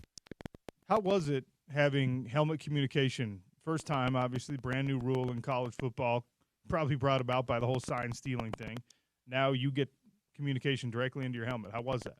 It was good. It was actually pretty awesome just having Coach Ludd being able to call plays off the wristband and stuff, and just give us a whole new list of plays on top of the 150 on the wristband. So it's always a good deal when you can have Coach telling you little reminders, making sure you're telling the guys and stuff like that. I try to usually go through practice and remember all the tips and reminders that I think are important to the play, just so I can tell the X or the Z or the tight end, whatever I need to, just to make sure that they're keyed in on that. And yeah, I think just having that reminder of the reminder to let everybody know is definitely beneficial, and just opening up the playbook. Does it make the game easier in any way, because you don't have to do the whole memorization of the sign and remember who's got the dummy sign and who's got the real sign? It does remove one wrinkle, but how significant is that wrinkle? I think, yeah, like you said, it eliminates the signal that you have to kind of get. Usually you're seeing the live caller just signal something for the wristband or even signal a play, so it just makes it that much easier, kind of eliminates the middleman, and just having that open communication. And we got some signals to make sure that Coach Ludd is, if my headset isn't working or anything, that we can go back to that. But yeah, it's definitely good not having the middleman there. Did you ever get it wrong? Did you ever like misread a signal or ever? Yeah, I have actually. Yeah. Yeah. What happens when that occurs? I'm sure it's rare. In that situation, we actually called a timeout, and then we actually decided to run the play, and it was a touchdown right after. Wait, run the right play or the wrong play? It was I guess the wrong play, but I assumed it was the right play. Yeah. That's awesome. Yep. Cam Rising, starting quarterback for your Utah Utes, here for the Rising Report on the Sean O'Connell Show. So the new technology, also, you mentioned those iPads. You are on the sideline. You have that little tablet, and it's video, right? It's not just still shots. In the NFL, my understanding is that it's photos, but you guys can actually watch video in real time. Yeah, it feels like you're able to watch the film that on those drives, and it just makes it that much easier because you get to confirm coverages and stuff and see if there's a mess up by the defense or something that looks off, and it probably was something else that they were trying to get to. So you just get to adjust more and kind of have a better beat on what they're doing, and that feel kind of just carries on throughout the game. A Thursday night game was great for all of us. We get a couple days early, the start to the Utah season. You guys get a couple extra day rest. How do you manage the Friday and the Saturday? Are you watching games at home? Are you taking a mental break? How do you do it? Yeah, watching games, spending time with my family. They're out here just trying to enjoy their company and stuff like that, and just it's a good time to get a little break from football and just kind of relax before the season really truly gets going in a regular sense of every Saturday. So when you have that rare open Saturday on a game week and you get to sit down and watch some games, are you watching with the intent of, I'm going to scout future opponents? I'm just going to watch USC LSU because that's one of the biggest games of the week. Like, how do you choose how to use that time? I'll hang out with some of my friends and stuff like that, or spend time with my girlfriend. Usually take it easy, but yeah, usually I like to watch those big games just to see anybody I know, see them going out there and balling and stuff like that. It just makes it that much more enjoyable watching football when you got something invested in it like that. And yeah, I love football. It's fun to watch. It's fun when you kind of get to take a step back of having to read the defense and overanalyze some things, but you get to just really focus on football and what really made you fall in love with it, and just seeing some big-time plays by some players. Back to the game against Southern Utah, then we'll flip things forward and talk a little bit about Baylor, who's the matchup coming this week. We knew Brant Keithy was star talent, capable, right? Dijon Stanley is someone we had hopes for, and we talked with Kyle Whittingham and others throughout camp, and they said, yeah, there's going to be a package. He's not necessarily an every down back type of guy. If there was a breakout star in this game, he's the guy. What was your communication like with him during game, after, and his performance, which obviously was very important to the success? Every time I talk to Duty, I say, go get the ball. He's when that ball's in the air, he's one of the fastest guys I've thrown the ball to, and yeah, when you just put it out there, he usually can run by the next guy and just find a way to get a big gain. And a lot of those throws that I had to him were actually pretty easy. There was a good disruption by the Y and the Z, and anytime you have that, it's just going to be easy, especially when you got a speed demon like that can just go out there and has a different gear than everyone. Are the wide open throws harder to hit than when you got to fit the ball into a window? Is it like that situation where it's too easy? Because on the receiving end, you'll see guys who have an easier time catching the contested ball, but then they're running by themselves and they take the eye off the ball too fast or whatever. As the quarterback, is one harder than the other? I used to think that it was hard, but then I kind of just got in the process and mindset of it's just like routes on air in those standpoints. You just got to give them a catchable ball and let them advance the ball, and when you do that, it's pretty easy, and it just kind of takes a lot of the stress off of those throws. Cam Rising for a few more minutes here on the Sean O'Connell Show. Big win over Southern Utah. Defense pitches a shutout. That's great for you on the offensive side of the ball, but obviously, even when the 2s and the 3s are going in, the fact that everyone pulls on the same rope, stays focused, and puts that goose egg up. But what was the conversation like after the game in that regard? It was great. I mean, anytime you can pitch a shutout on defense, it's going to be a good day at the office. And I think the whole defense just did a good job staying engaged.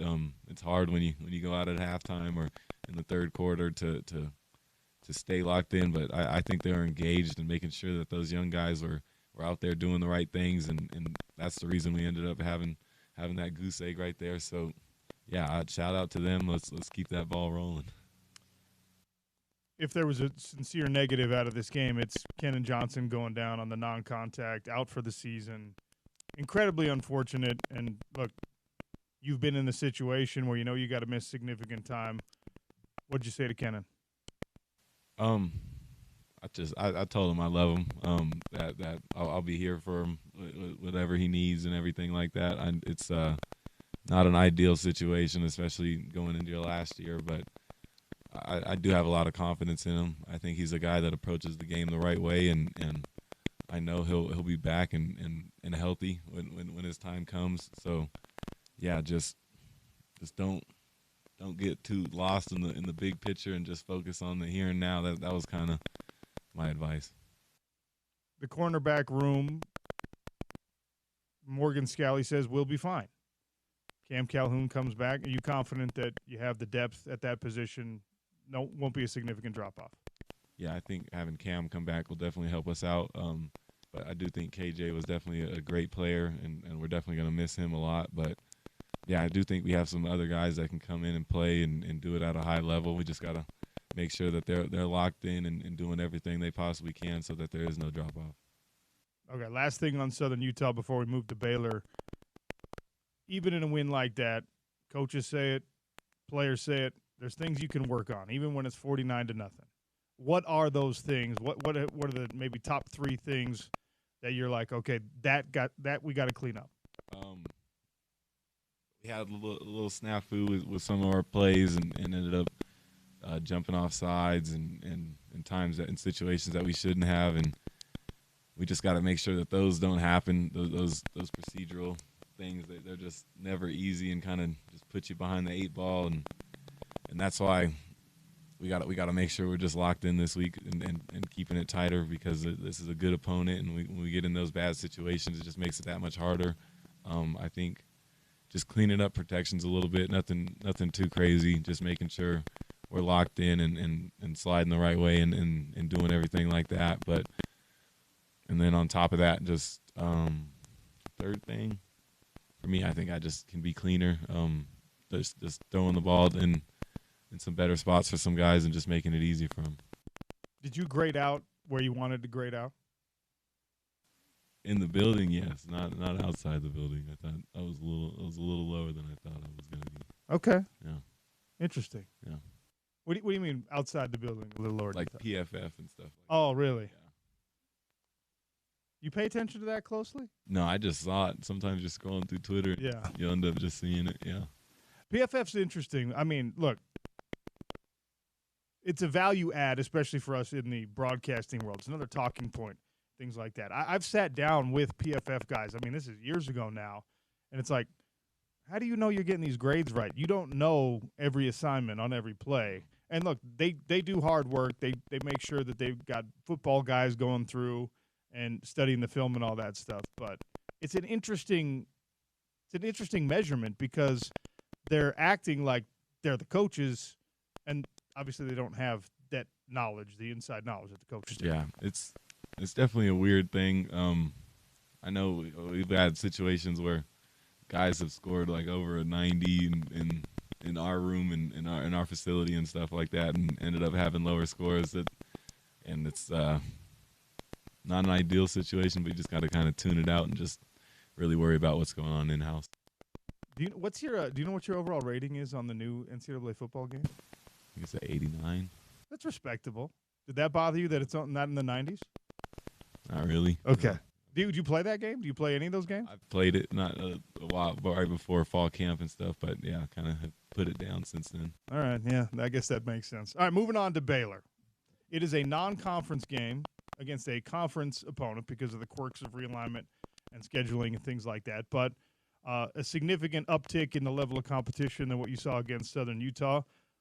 On film, where is Baylor most dangerous? I think it's their experience. They got a lot of guys that have played a lot of football. I think nine returning starters from last year on defense. And when you got a team like that and a coach like Coach Aranda that's going to make sure they're in the right positions and stuff, and they're going to be pretty in tune with that. So we just got to be ready to go and make sure we're doing everything we possibly can to try and confuse them a little bit and make it hard for them and their responsibilities and stuff. But it's not going to be an easy task. We just got to be ready to go. Caleb Lohner, former Baylor Bear, obviously not a Baylor football player, but I asked him, we had him on the show, if there's any extra juice in this game. Has that been a point of conversation for you all at practice? I have not really talked to him about that. That's not my focus. We always give him a hard time and say whenever he catches one of those jump balls or anything, did you know he played basketball at Baylor? But Speaking of that, the Runnin' Utes released their roster. They put it out on Twitter. Yeah. Caleb Lohner's on that roster. Oh wow. Did you know that was a thing? I did not know. I mean, I knew there was definitely talks about it, but I mean, hey, if they want a guy from football to come out there, if Caleb doesn't do it, I'll go out there. Can you hoop? Are you decent? I can play. Yeah? Yeah. What position would be your best? Point guard for sure. Yeah. Facilitator. All right. I guess that makes sense for a quarterback. I don't know how much you've watched of DeQuan Finn, the Baylor quarterback. He's been in school for 6 years. Yeah. Very experienced, very productive at Toledo.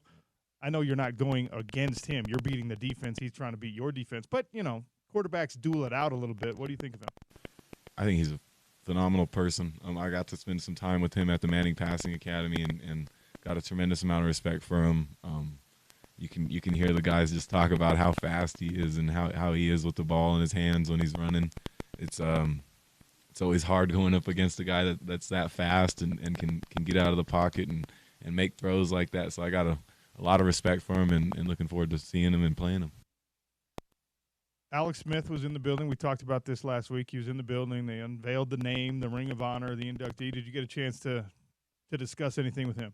I got to talk to him actually before the game. Actually left my room key in my room, so I had to go to the front desk, and he was just down there with his family. It was awesome to see him right before he got inducted. It was it's always good to hear from him. It just gives you a lot more confidence. Just one of those guys that loves the Utes and always is there for his guys and stuff like that. So yeah, it's a good time with Alex anytime I see him. Are you aware that you passed him in the record books with him in the building? I am, yeah. They told me that right after the game. It was pretty special. Hopefully I can get my name in there one day. We talked with him about you. He's obviously a big fan of yours, and for obvious reason, you're doing great things at his school and playing the same position. And you guys do play the game in a similar fashion, certainly. So I thought that was kind of a cool, poetic moment. You leapfrog him in the record books. And he doesn't come to a lot of games. He's busy with family. Absolutely. And for him to be in-house when that happened, pretty cool. Yeah, special moment for sure. Any final thoughts on this matchup with Baylor? No, just excited to get out there. Let's get this ball rolling. I'm excited to play some better talent and have a more competitive game. It's going to be a fun one. Your coverage right here on ESPN 700. Bill Riley on the call with Scott Mitchell, Stevenson Sylvester. Cam Rising will be on the field. We'll talk with him after the game. That's your Rising report for the Baylor week. Cam, thanks for being here again. Appreciate you, John. All right, we'll unpack some of what Cam said. The Rising report in the books. How much of an uptick in competition is this Baylor Bears team? We'll get into some of that. It's the Sean O'Connell Show on your home of the Utes, ESPN 700.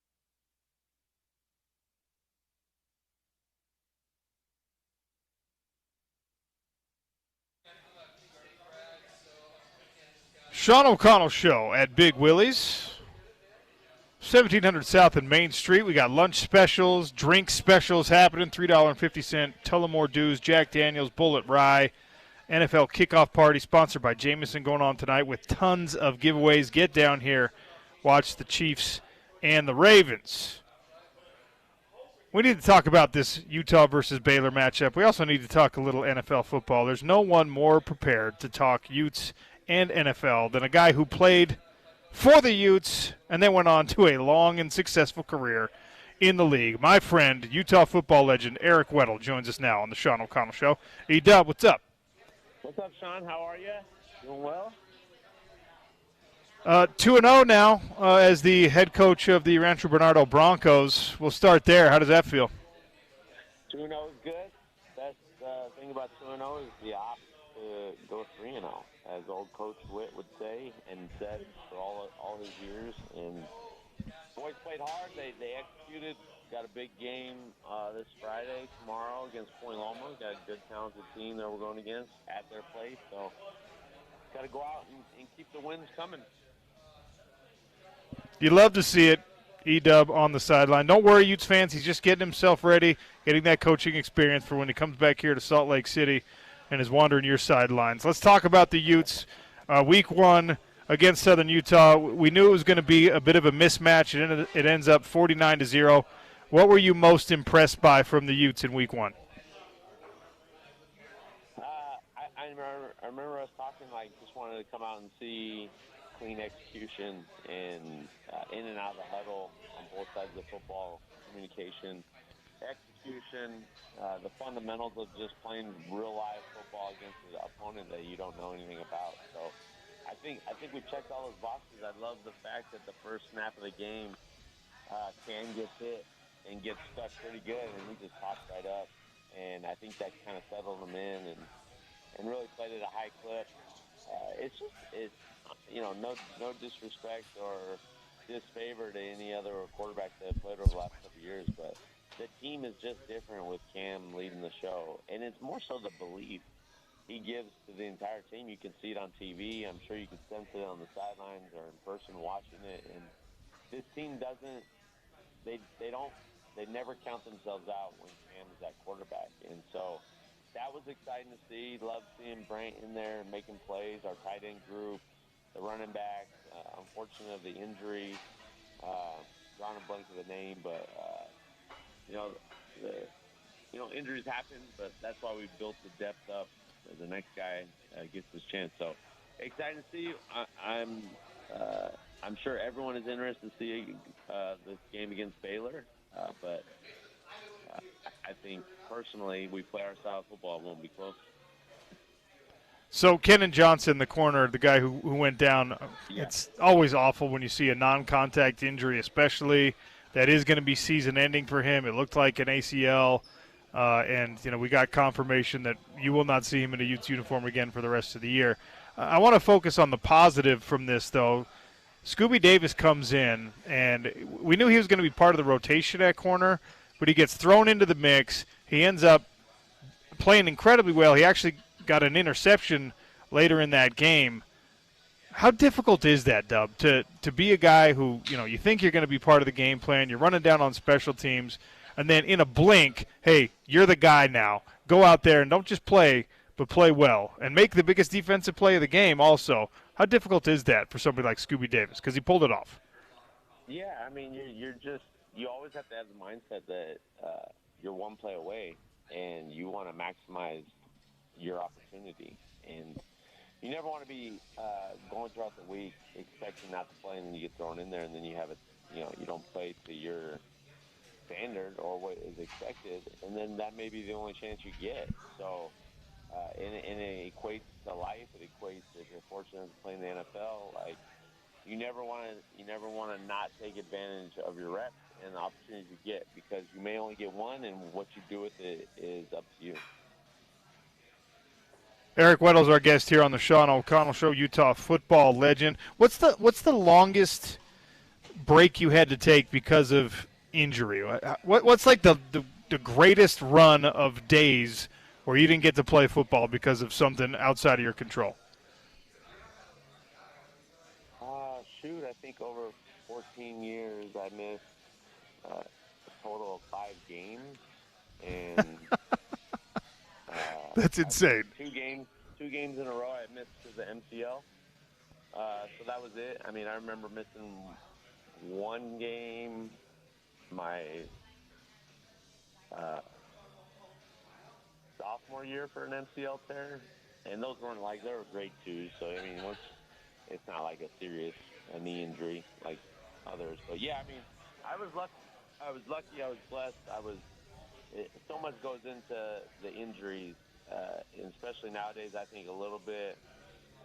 I'm speaking just out of from my experience. I think the training and everything that's changed the game in the sense of practicing and the physicality and not doing much tackling, not doing much field work, doing too much of this and this and this, and not really lifting our bodies to prepare us for what is expected, I think has a hand in it. And also just sometimes it's fluke injuries, and some guys are unlucky in that sense. I feel like I was fortunate. I also put a lot of work into my body and keeping it strong and playing within myself, and I think that it was credited to it, but you just never know. Well, you did have an incredible run of, lack of injury, I should say, but I wanted to get your thoughts on Brant Kuithe. You're more than 700 days away, and he scored 3 touchdowns in that game. I mean, the mental hurdle you got to overcome to get yourself right and to get yourself healthy, and then to go out and actually execute. The first 2 touchdowns were pitch and catch. It was easy. He's running by himself. And then that third one, 4 guys between him and the goal line, and he beast modes his way through all of it. That, to me, was the most encouraging moment from Brant Kuithe's performance, because you wonder if he's going to be the same player through contact, with contact, after being injured, effectively for 2.5 seasons. And I feel like he answered the question there, Dub. Yeah, Sean, I mean, it's the mental toughness, the perseverance. I mean, honestly, I look at those guys. I look at, we talk about Alex Smith, like those guys that have real adversity that hit them. We all have adversity, right? But that's like you don't come back if you're not like, one, who you love the game, 2, you're mentally tougher than 99% of everyone, because the amount of toll it takes on you to try to come back, and then you come back, and then you're not able to play, and then you have to have another surgery, and you come back again. Like, it's just insane, and I tip my hat. I applaud them. I admire guys like Brant. I mean, one of my best friends, Tony Jefferson, was out of football for a year because, he moved into scouting and had multiple knee injuries, knee surgeries, and just couldn't really run. He never felt healthy the last 2 years of his career. Takes a year off, finally gets healthy, gets his butt back into the gym, trains, goes into camp with the Chargers and makes the team. Like, those stories are just incredible. Like, I'm just mind blown at the effort that goes into it, because you see those guys every day in the training room. You see it having. They're basically disconnected from the team. They feel like they're not wanted, and it's really unfortunate. And to see him back on the field playing and having fun and have a true sense of what he was. Can't wait to watch him all season, and then the years that follow. Eric Weddle for a few more minutes here on the Sean O'Connell Show, talking about Utah football, and we'll get to the NFL here in just a sec. But I want to focus on this Baylor matchup, and I want to focus in on their quarterback, Daquan Finn, transfer from Toledo, where he accounted for 85 touchdowns in his career, 7,000 yards passing, almost 2,000 yards rushing as a quarterback. The guy is very experienced, and he's mobile, and we know how difficult that can be and has been for Utah defenses in the past. What's the key in handling a mobile quarterback, someone that in the design run game can hurt you and in the scrambles can hurt you? Well, it starts with the pass rush lanes and having a plan for the pass rush. Like, you can't just say, all right, we're gonna have a straight rush, we're gonna have 2 3s, 2 5s, and we're just gonna classify. Like, it doesn't work. You gotta have, like, hey, we're gonna run a stunt on this side, maybe a TE or an ET. On the other side, the inside tackle is going to bull rush, and you become the quote-unquote QB read player. Like, you are the spy defender if he decides to run. Because when you run a game to one side, a lot of times his eyes go to the other side of the pass rush and try to look to escape there. And then you get that end on the outside of free rush because you know you're protected by your tackle that's kind of taking 2 steps full rush. And then from there, he's reading the quarterback. He's not looking to get penetration. He's not looking to make some sweet pass move. But you have to have all guys playing together. Then couple that with the coverage, couple that with your blitz package for the week, maybe blitzing his right, so you force him left. So that mitigates some of the throwing on the run. Much more difficult for right-handers to throw on the run moving left. So you couple that with pressure from his right or pressure from the field. So those are some of the areas, and a lot of times, and at times, it doesn't matter because these guys are so good. So you just move on to the next play and know that at some point they're going to make a mistake. These quarterbacks that run around and make plays, they're going to make plays. But those guys usually end up making a mistake or two because they just won't sit back there and read the coverage and get the ball out. And you see it at the NFL level. So it will be a challenge. They will get plays. He will make some plays with his feet. You just can't get discouraged and keep the plan and know eventually that you'll be on the right side.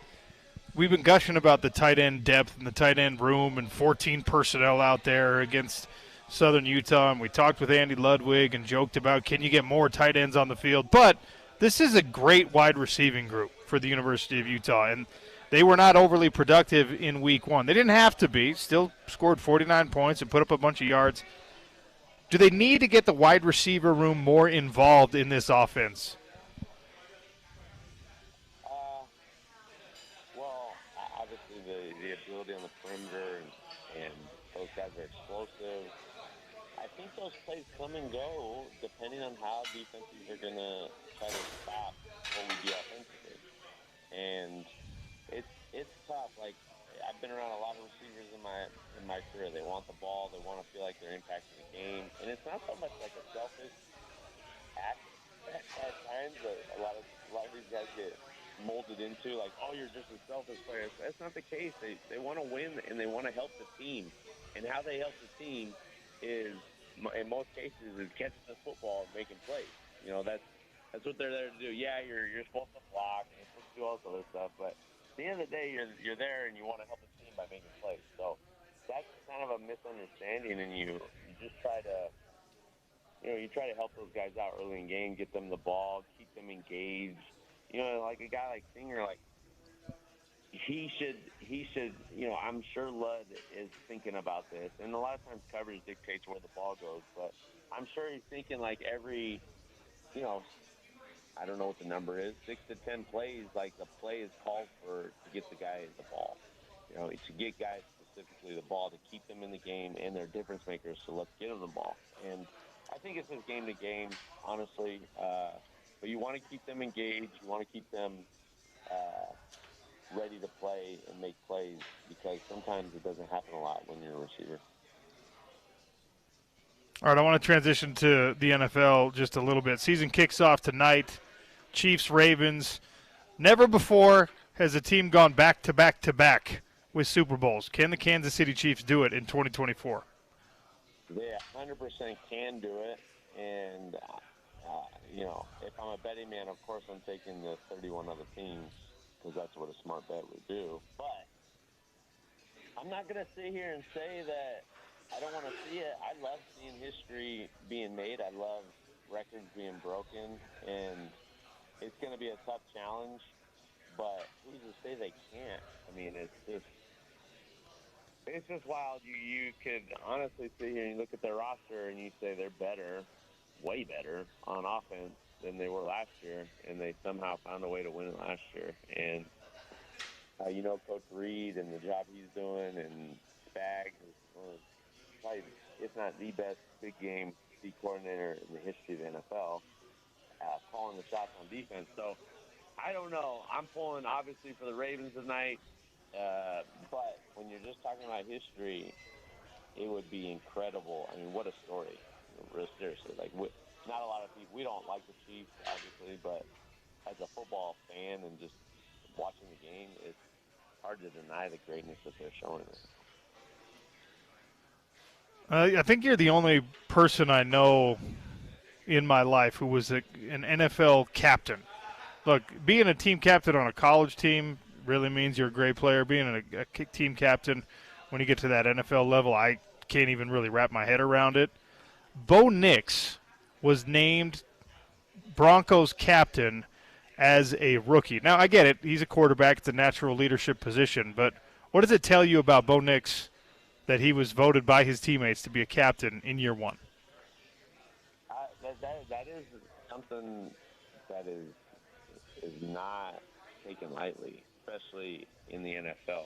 You're dealing with grown men from a spectrum of 21 years old to 35 years old with dynamics that are few and far between, meaning everything you can think of. So it is impressive, shocking,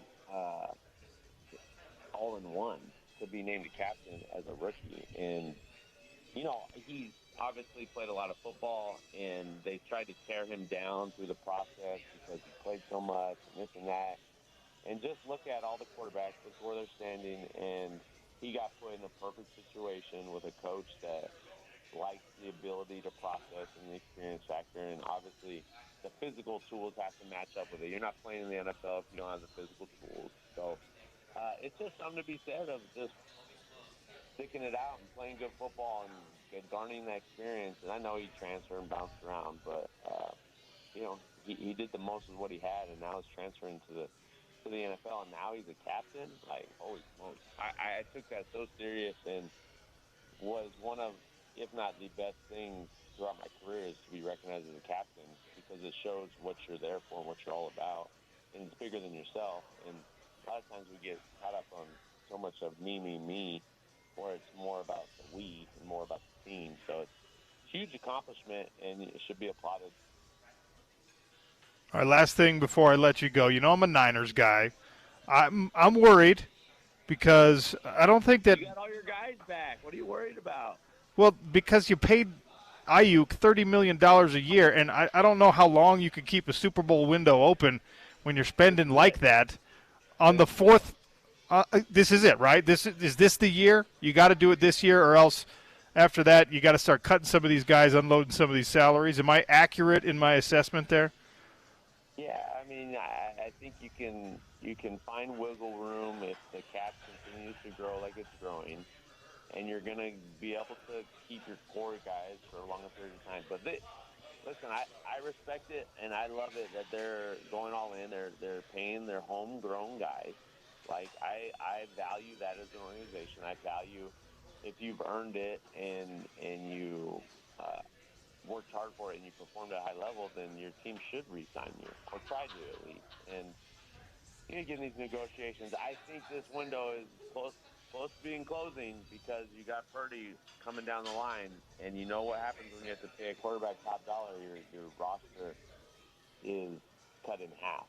And so I think this is the year. Maybe they find a way, maybe they franchise them and get another year out of this core unit. But after this season, you got to start trading guys and getting younger and draft picks and set salary. So if you're a Niners fan, you're hoping for this year is the one that they finally get done, because you're going to look at a Rams from 2 years ago after we won the Super Bowl. You have to just cut bait, because you can't keep all that salary on your roster.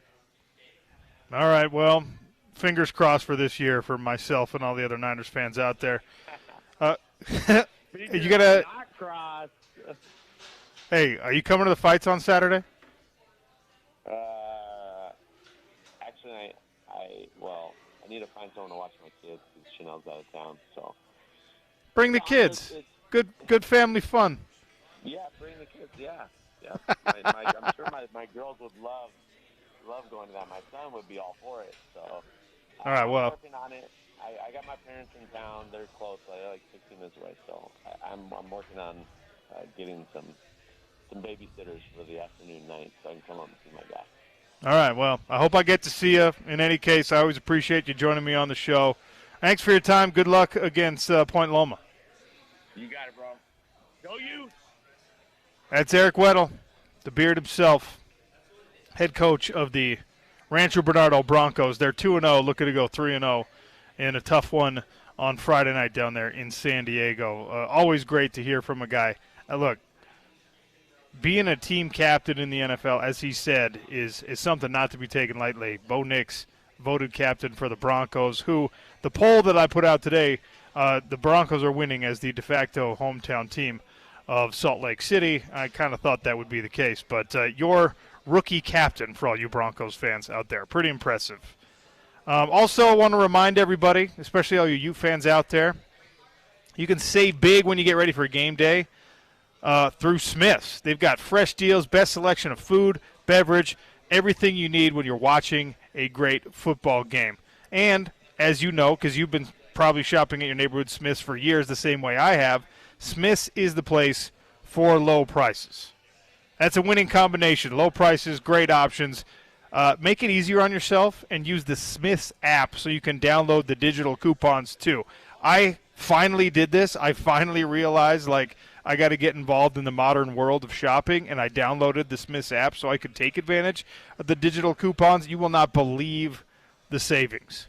It's absolutely incredible. Smith's, fresh for everyone, official grocer of the Utah Utes. Lots more to discuss on the Sean O'Connell Show. Do not go anywhere. We're down at Big Willie's. Actually, I lied. That's the place you should go. 2 Big Willie's, $3.50 drink special happening today, all day. Tullamore Dew, Jack Daniels, Bullet Rye. Also have the lunch specials and big Jameson NFL kickoff party tonight. I have some ultimate tailgate passes to give away for Utah versus Baylor. You come down, you say hi to me. I'll give you a pair of these tailgate passes so you can go take advantage of all the food and beverage up there on game day as Utah gets ready to take care of the Baylor Bears September 7th. Sean O'Connell Show on your home of the Utes. It's ESPN 700.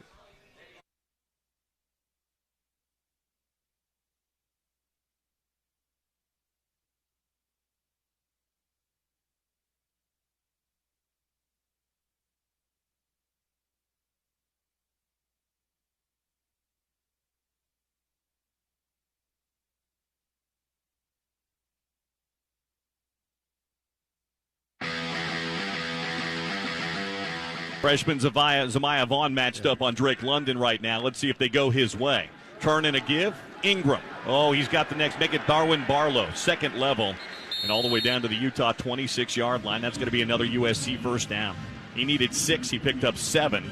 And they've got another good drive going here just outside the red zone at the 26-yard line. Yeah, and all this is it's just kind of nickel and dime you, and this is where Keaton Slovis is at his best, and Utah's just got to play this a little bit more stout on these throws. Vaughn matched up again with Drake London. Here's that area of the field where they like to throw jump balls to him. They'll shade a safety his way on 1st and 10 from the Utah 26-yard line. Slovis going to look to the sideline now, change the play as he gets it in from Graham Harrell. Barlow moves to his right-hand side. Utah showing pressure, and here they come. Handoff Barlow into the hole, jump cut, just past the 25 and down to about the 22. They're pushing the pile. It's still going inside the 20 and all the way down to the 18-yard line. He was stopped at the 23, and they pushed him forward for 5 more yards. And that's going to be 2nd down and short now for USC. They'll go with tempo now. No subs on the field. They'll snap the ball and hand it again to Barlow straight ahead to the 15, down to the 14-yard line, and that's good for a first down. And they're in the red zone now and in business as USC, and they're not subbing here. They're going with tempo. Utah having to shuffle guys in and out pretty quickly here. As Slovis doesn't huddle up, he just looks to the sideline. First down and 10 USC. Clock running, 5:37 to play here in the first quarter. Scoreless for now. SC threatening right now. Barlow in the backfield. Tight end and 3 wide receivers here for USC. Now they shift into the pistol formation. Slovis now changing the play, turns around and tells Barlow. Takes the snap, turns and gives. Barlow straight ahead to the 10 and falls down right there after a 4-yard gain. Boy, if he kept his footing there, he might still be running. Well, Utah's gone to a 3-man front. So they're like a 3-3, 3 linemen, 3 linebackers, and they had Devin Lloyd as an end. So it's kind of that. It was kind of what BYU did against Utah early on in the season, and it's kind of designed to, stop the run, but also stop the pass, but it's more susceptible to the run. Keep an eye on the jump ball to London here. First to make it second down from the 10-yard line of Utah. Slovis moves a man in motion across the formation. Takes the snap and drops to pass. Looking toward the corner of the end zone. Throws in the flat to Washington instead, and he's wrapped up and taken down behind the line of scrimmage.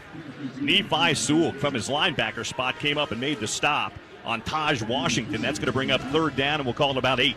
Yeah, great read here. This is it's just a design kind of screen here out to Washington, but well read and well reacted by Nephi Sewell. Good to see him back healthy again.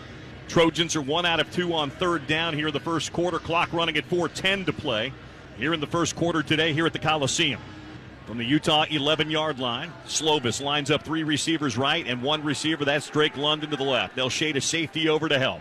Barlow in the backfield. Slovis wants the snap, takes it, backpedals, pumps once, looking, pressure in his face, throws, incomplete, broken up, nearly intercepted by Utah.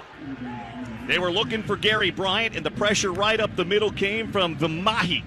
Akili Vimahi got right in the face of Keaton Slovis and forced the incompletion. That'll bring out the field goal team here for USC. Yeah, very, very well done up front. I mean, that wasn't a pressure throw there, but a nice job. And of course, Reed also came in and knocked that ball out.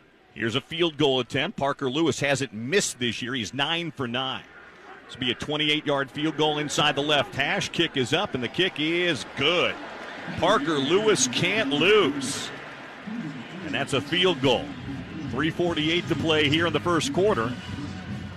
USC leads it 3-0. 12 plays, 53 yards, 5:15 off the clock. The only incompletion for Slovis was on that last pass breakup on third down. He was 5 of 6, but just for 29 yards, Scott. That's a win. If you hold USC to field goals, that's a win. No question about it, especially with a player like Drake London down there you can throw that jump ball to and get those touchdowns, and Utah did a nice job. Bend but don't break. Whoa. Kickoff is short and rolling and hopping over the head of Britton Covey into the end zone and out the back of the end zone for a touchback. That was Bees season. We got ticket vouchers for you on the Sean O'Connell Show here on ESPN 700. Text Bees 33986. Win yourself a pair of tickets to a Bees home game. There's not that many left, and there's certainly not that many left at Smith's Ballpark because unfortunately that gem is going away. I'm sure the Daybreak place is also going to be awesome, but wow, Smith's Ballpark has been absolutely incredible. Go catch one of the final games there. 33986 to win Bees tickets. All right, Nate Orchard going to join us in just a few minutes. I want a little trivia for my producer, James Peterson here. James, Big 12 teams with players in the NFL as the season kicks off tonight. Do you know which college team in the Big 12 has the most active players, either reserve, practice squad, or active in the NFL? Which Big 12 school right now has the highest number of alum in the NFL? Okay, my first guess is Utah, but if it's not Utah, my next guess would be Oklahoma State. Okay, so I knew you would go with Utah, and you would be almost right. Almost right. Okay, I figured they were close because they got a ton of active players. So there are 28 Utah players that are right now in the NFL, either as active roster guys or practice squad guys. Jackson Barton is on a practice squad right now. Thomas Yasmin is on the Denver Broncos practice squad. Tim Patrick currently is a practice squad player for the Detroit Lions. It'll take a couple weeks, then he'll be on the active roster. Braden Daniels is with the Texans. Cole Fotheringham is with the Texans as well as a practice squad player. And Marquise Blair right now, a Seattle Seahawks practice squad player. Everyone else is on an active roster. I'm talking about Clark Phillips, Tyler Huntley, Marcus Williams, Cole Bishop, these types of guys. Dalton Kincaid, Zach Moss. There's a bunch, all right? But that 28 is only good for second best in the Big 12 Conference. TCU has 29 NFL players this year. So TCU with 29, one better than your Utes in terms of NFL players from your particular Big 12 school.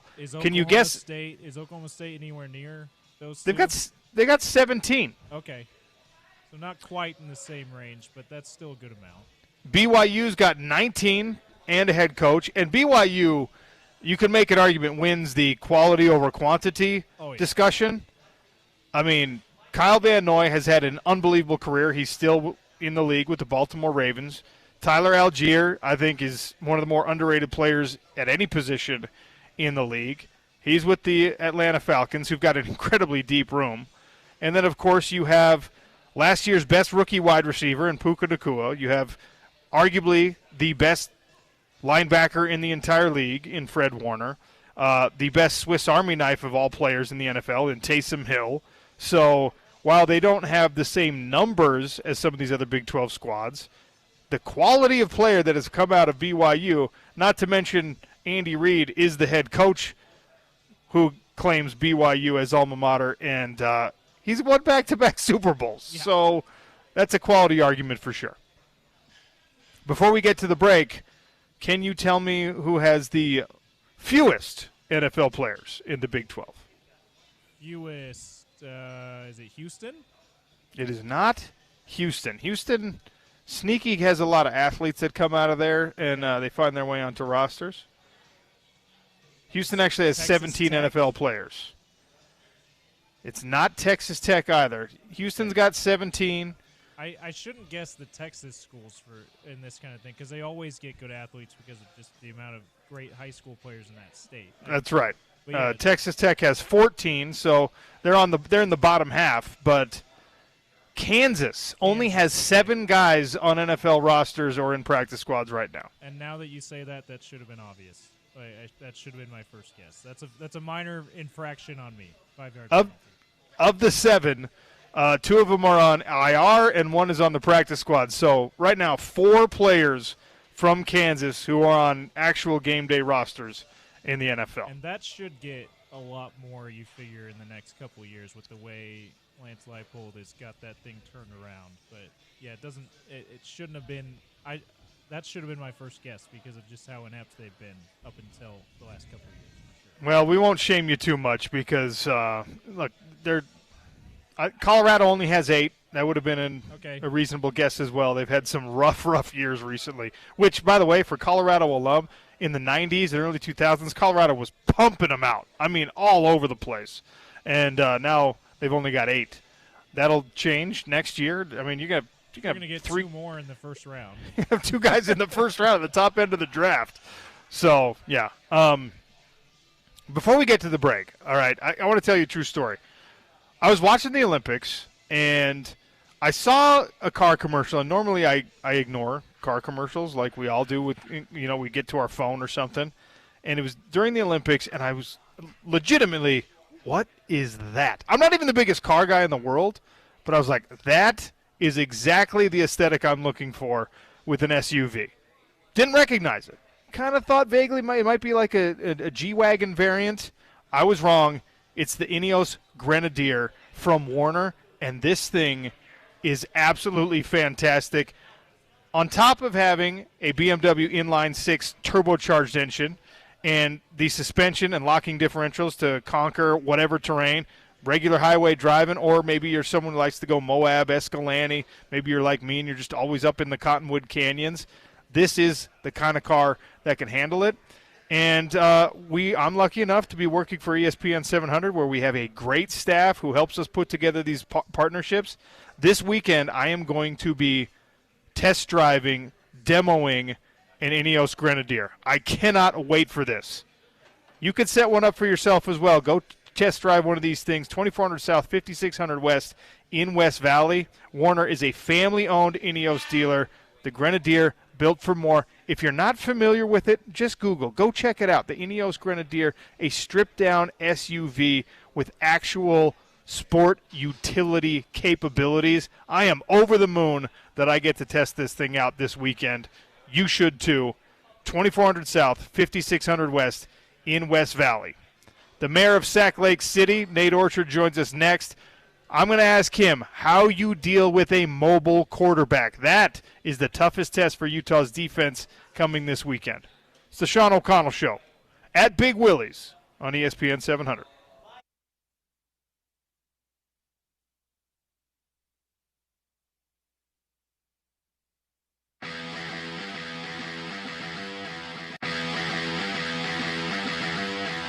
And Nephi Sewell out with the ankle injury. Corretti Reed in for him. That last run by Keontae Ingram went for 28 yards. He's out of the game. Darwin Barlow in here. 1st and 10 from the Utah 47. 4 wide look here for SC and Slovis. He'll pass. Pressure coming off the edge. He tries to dump it off to Barlow, and it's deflected. Devin Lloyd got a piece of it. He was blitzing off that edge and got a piece of that ball before it could get to Barlow. Incomplete. Yeah, and these are the plays you got to get. You got to make Slovis uncomfortable. It's a screen here. Great job by Devin, anticipating just at the right time to knock the ball down. 2nd down and 10 from the Utah 47. Just underway here. 14:56 to play in the second quarter. Utah 7, USC 3. They'll move London into the right slot. 3 receivers to the right now. Barlow stays in the ball game. Slovis stays in the shotgun. They motion Drake London to the inside. That's going to be a run every time. Barlow bounces to the outside. He breaks a tackle, dodges another, and picks up 4 yards to the Utah 43. That'll bring up 3rd down and 6. And I know USC's running the ball a little bit here, but their mantra really is to throw it. That's what they know. That's well, they never stick with it. They don't. They'll run it on you a little bit, but at the end of the day, they're going to go back to that pass. And the answer against this defense is to run. 1 out of 3 on 3rd down are the Trojans. They got to get to the Utah 37. Slovis in the gun. Will Utah bring pressure this time? Yes, they will, and here they come. Slovis to the outside, too easy. Finds Washington inside the 35 and down to the 31.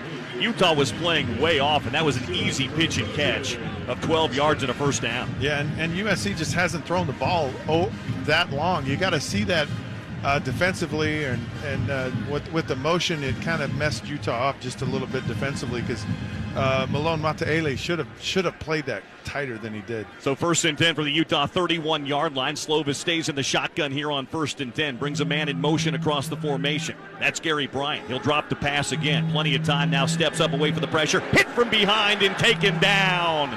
Sacked all the way back at the 37-yard line. Mika Tafua circled back around and wrapped up Slovis and took him down. But if you see Slovis, he doesn't want to scramble. He wants to sit and live in that pocket. I mean, he just doesn't want to get out, and that's really good for Utah. Great job by Mika to just keep at it and keep with him. Utah doing a really good job getting pressure with 4 and 5 men. They're not having to bring a lot of bodies, are they? No, and that's helpful, and then they can cover down the field. Here we go, 2nd down, and we'll call it 16 all the way back at the 37-yard line.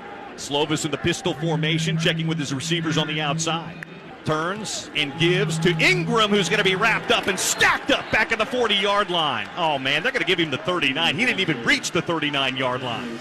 It'll be a loss of 2 yards. Xavier Carlton came in to wrap him up and take him down. 3rd down and long coming up. Yeah, good to see from Xavier. Just real athletic, real aggressive here, actually getting there. And he's playing from the inside. So Xavier's not a tackle. This is that different look by Utah, and he just beats the guard to the inside. Clark Phillips is going to see Drake London on 3rd down and 18.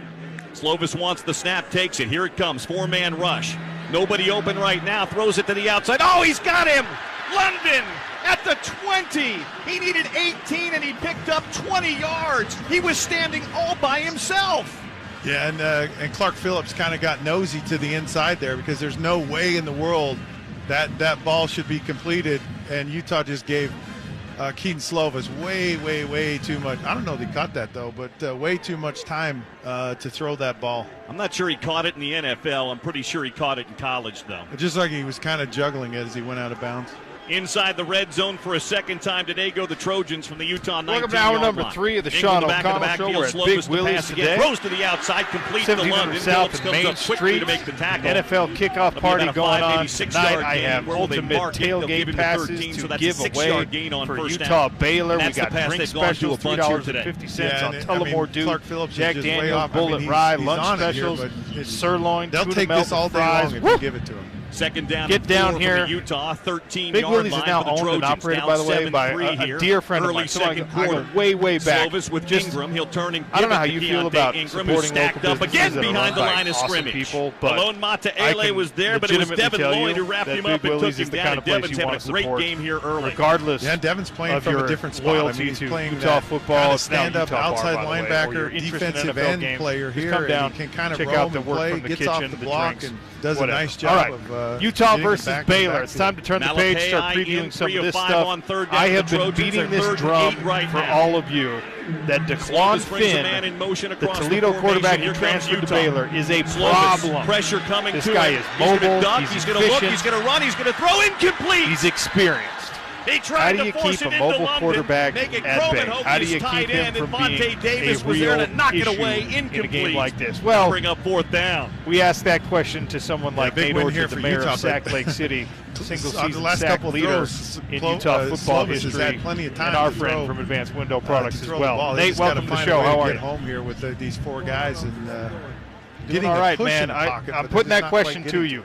When you have Parker a mobile Lewis this quarterback, time when you have a from Cam 34 Newton-like, yards when you away, have a 10 Cam for 10 on the Rising year. Lewis's that you got to field goal, deal it's with, and that's what worth Baylor's the bid, got. and he It's missed it. DeQuan Finn. I should Apparently, say Parker it's Lewis can RG3 lose. lights because that was He their guy who misses won a that one Heisman wide Trophy right. and did The it better Utah than anyone defense stands in that up big. uniform. Field goal This is guy is unsuccessful. really Timeout on the good, third. especially when you're trying to 10:41 rush to him. play here in the first half. What's Utah the will key? get the ball back, leading 7-3. Quarterback like this really excites me because in so many ways it puts our defense to the test, right? Reminds me a lot of, like you said, a Cam Newton, a RG3, Marcus Mariota in some ways. When I was playing at Utah, right, Oregon had that Marcus Mariota, who was a quarterback you had to contain in the pocket. And if he got out, watch out because he's got the wheels to get loose and make some big plays down the field. DeQuan Finn is a special specimen. And so it'll put our front to a test and also our backers, right? And along with the secondary. So the defense as a whole, is going to have their hands full. And I look at it from the perspective of, okay, let's say he gets outside of the pocket, right? What does that do for our secondary and our linebackers? Coaches call it plaster, right? Where you have to, if you're in a zone defense, you got to find a man, lock on the man, because who knows what this quarterback's going to do. Man-to-man, you have to stay with them no matter where they are. And it gets even scarier once that quarterback gets out of the pocket because from there it's backyard football. And with that being said, right, the challenge starts up front with the D-line, and that's keeping the quarterback in the pocket, not letting him use his legs and be mobile and making big plays. And I don't know what the percentage is, right? These quarterbacks, rolling out to the left versus the right, getting out of the pocket, the completion percentage, right? The big plays that come from when these quarterbacks get out of the pocket. But somebody like DeQuan Finn, man, it's going to be an overall effort as a defense to stick with these receivers and defensive line, staying in your pass rush lanes and keeping the quarterback in the pocket. And by the way, if and when that does happen, he's got some options on the outside. Ketron Jackson, a transfer to Baylor. He's an excellent player. Michael Trigg is someone that Utah saw when he was in a USC uniform. He's now at Baylor, and those are the exact type of athletes that you don't want running around waving their hand as they find green grass while he's got his eyes downfield. Oh, without a doubt, right? Jackson, Hawkins, Baldwin, these guys can get loose. They know what they're doing. And with the quarterback like this, all you have to do is just get the ball in the playmaker's hands and let them do their thing. And he has the accuracy to do that, and that's what's scary. And so, again, as a defense, D-line containing him and DB sticking on your receivers, no matter where they run on the field. If they start on the right side of the field and make it all the way to the left, you got to run with your guy and make sure that he doesn't get open. So we haven't had to deal with this at the University of Utah for 20 years, but Dave Aranda's on a bit of a hot seat. There's a lot of pressure on him. He's decided he's taken back the defensive coordinator duties. He's going to be calling the defense for Baylor, presumably all season long, because, you live or die by your own sword. We know he's a good coach, and it wasn't so long ago that he coached this team to a Big 12 championship. But the world has changed a lot in these last 4 years. And like I said, we haven't dealt with this at the University of Utah, but maybe you did in the NFL. Does it change things for players who are aware of a situation like that when the coach is back against the wall, and then you, I guess, as a player, probably feel that, or it extends to you, because uncertainty in a coaching world leads to uncertainty for players as well. Does it change the dynamic in this game that Dave Aranda is coaching for his job every week?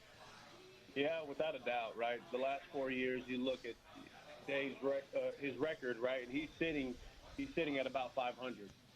24 and 25. He went to 2 bowl games. He's 1 for 1 in the bowl games. And so at the university, you have to weigh all those options.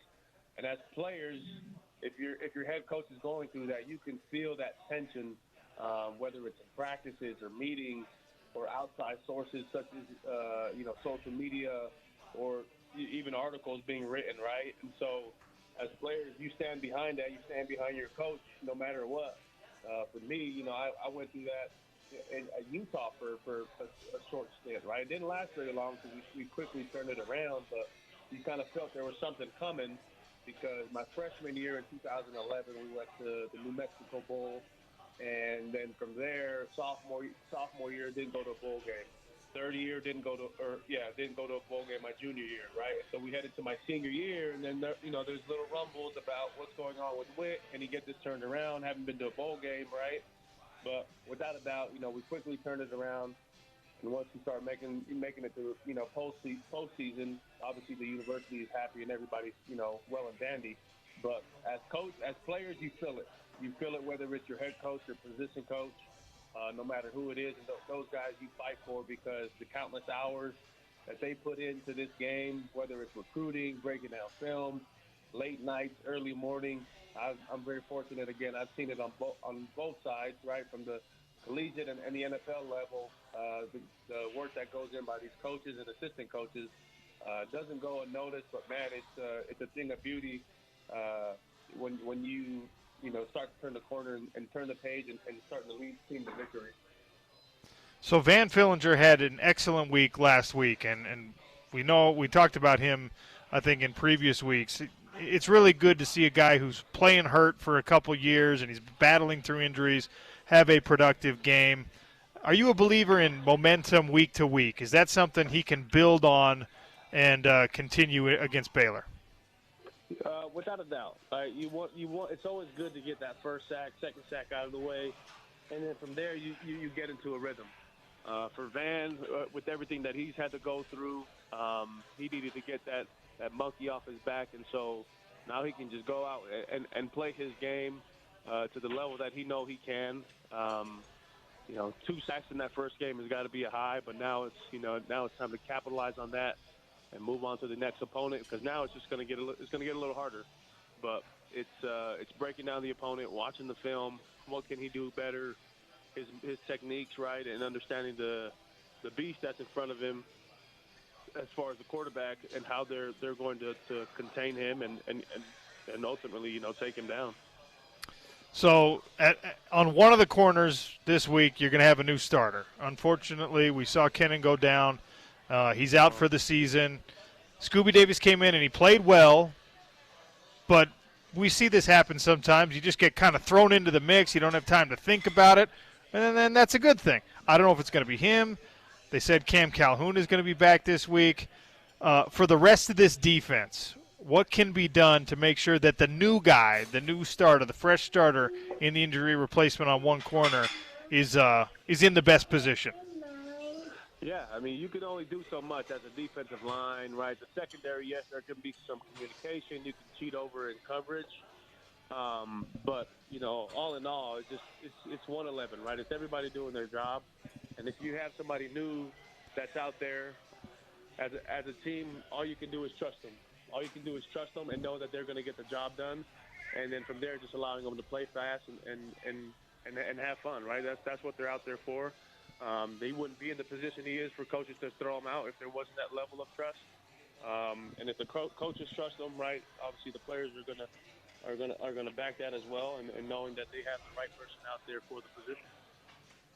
Nate Orchard, the mayor of Sac Lake City, our guest here on the Sean O'Connell Show. It is the opening night of the NFL season. We've watched the preseason, but it gets started for real tonight with the Chiefs and the Ravens. Big kickoff party happening down here at Big Willie's on 1700 South in Maine. Come down, food specials, drink specials, all of that. Make sure you're down here as Jameson has a ton of giveaways.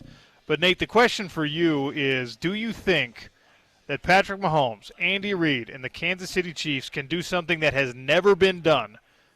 Can they go back-to-back-to-back, 3 Super Bowls in a row? Oh, man, without a doubt. I mean, the way Coach Reid is, he is a player's coach through and through, as a lot of us may know. But the question is always, it's a long season. You're playing, back-to-back Super Bowls, short off season. Coach does a phenomenal job of taking care of the guys and making sure they're well rested. Not trying to destroy them come training camp, but just knowing that, hey, this is what the guys need to be successful as we head into a new season. And when you add all the tools on both sides of the ball, and on one side in particular, number 95, makes a big difference. But, on the offense, you got Travis and the whole gang. And, again, I had a short time with Kansas City, and the way those guys operate, man, is top-notch. And, I wouldn't be surprised if they make the impossible happen. How does playing in the NFL like you did and having the experience you did, how does it affect you as a fan of the NFL? Oh, I mean, ask my family, they'll tell you a whole nother side, but it gives you perspective, without a doubt, right, into what us athletes deal with, right? You had cuts about a week or two ago, and, you got over 1,100 guys on the street now looking for jobs. Some may never play a down of football ever again, and their dreams and aspirations crushed right there after being released. It's hard. It's a business through and through, and for me, I went through, 3 GMs in 3 years in Cleveland and 3 different defensive coordinators, and there's a lot of uncertainty, right? And no matter how hard you tried, whether you were the first one in and the last one to leave, there were a lot of things that were ultimately out of your control. But all you can do is just continue to work hard and show up every day, right? And that's what I did. And the NFL is just it's just very cutthroat, right? My time in Miami with Brian Flores to, Cleveland with Hugh Jackson, and then, I go to Andy Reid, and I've been fortunate to have some good coaches and some that maybe aren't the best. But the NFL, I think, is a sport that is watched by many, as we know. But, deep down, when you have friends and family that are a part of it, I think it affects those families and individuals a little differently because they see the nature of what the game is, and it's a business at the end of the day. So for you, harder to just like sit back and enjoy a game and watch it the way that I do, because I get to root for my Niners. The Niners never affected my life in any real way, but I've been a fan since I was a kid, right? So, did you have a team when you were growing up? So my team growing up was actually Philadelphia, right? So okay. I was a big Eagles fan. I loved Andy Reid, Donovan McNabb, Brian Westbrook. And those were my players and that I watched. And honestly, that didn't start until I was about 10, 11 years old. And, followed through with Deshaun Jackson and the guys. And I loved watching the Eagles. And so when we played in Philadelphia, it was a surreal moment. And then when I got to play against, playing against Andy Reid was also another moment where it was like, wow. But then it was a whole other experience when I got to actually be on the same team as him. And, that itself was pretty neat. I assume that now your fan status with Philadelphia changed because you played for a bunch of different teams, right? Yeah, I played for all of them. What can I say? I'm a fan of all.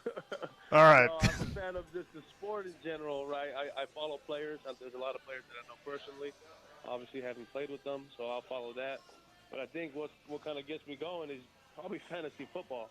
I think I'm a part of 5 different leagues right now, and I mean it's amazing. But that's enough to be like, hey, you turn on a game and it's like, wait, I got a player that's on this fantasy team. I'll watch that for a second, right? And so I think fantasy has been kind of a fun thing. I actually started playing it last year for the first time, and that's enough, juice to get me to keep watching some games and watch it longer than I normally would because I do enjoy time with my kiddos, but more of a reason to turn it on and watch. I put a Twitter poll out there at Real OC Sports. What's the main driver of NFL interest? And fantasy football was one of the options. 22% of the votes coming back with fantasy football. If you voted in that 22%, you can count Nate Orchard among your good company because that's what's making the mayor of Sac Lake City tune into these NFL games. All right, what's going on with Advanced Window Products this week? Yeah, Advanced Windows, we're your number one window replacement company. If you had the thought of replacing your windows or any interest of getting educated on window replacement, right, and what that's like, give us a call. We've got a special offer for your listeners. It's $3,000 off the purchase of 10 or more windows. And all you got to do is just call and get on our schedule with one of our specialists. Allow him to come out to your home and do a free assessment. And then from there, you'll have $3,000 and be on your way to some brand new windows. They really do take care of their people. It is manufacturer, sales, service, all under one roof, and it's overseen by a man you trust, the mayor of Sac Lake City. So give him a call, get on the schedule, tell him OC sent you, take advantage of the deal exclusively for those ESPN 700 listeners, $3,000 off, 10 windows or more. And then after you get on the schedule, after you make that phone call and you get on the schedule, come down here to Big Willie's, get a little lunch special, get a little drink special, and get ready for the kickoff of the NFL season tonight at 1700 South and Main. Nate, it's always great talking to you. Thanks for your time, sir. Yeah, no problem. Thanks, OC. Advanced Window Products, Nate Orchard, and Jake, his partner, really just incredible, and they are driving that thing, and they are expanding, and they are meeting the needs of any of you out there who have window replacement aspirations. $3,000 off, 10 windows or more. Give them a phone call. Get on the schedule today. You got to do it today. It's always great to hear from the mayor of Sac Lake City. All right, NFL season kicks off tonight. What are some records that we could see fall in this 2024 season? We'll get into that on the other side. It's the Sean O'Connell Show on your home of the Utes, ESPN 700.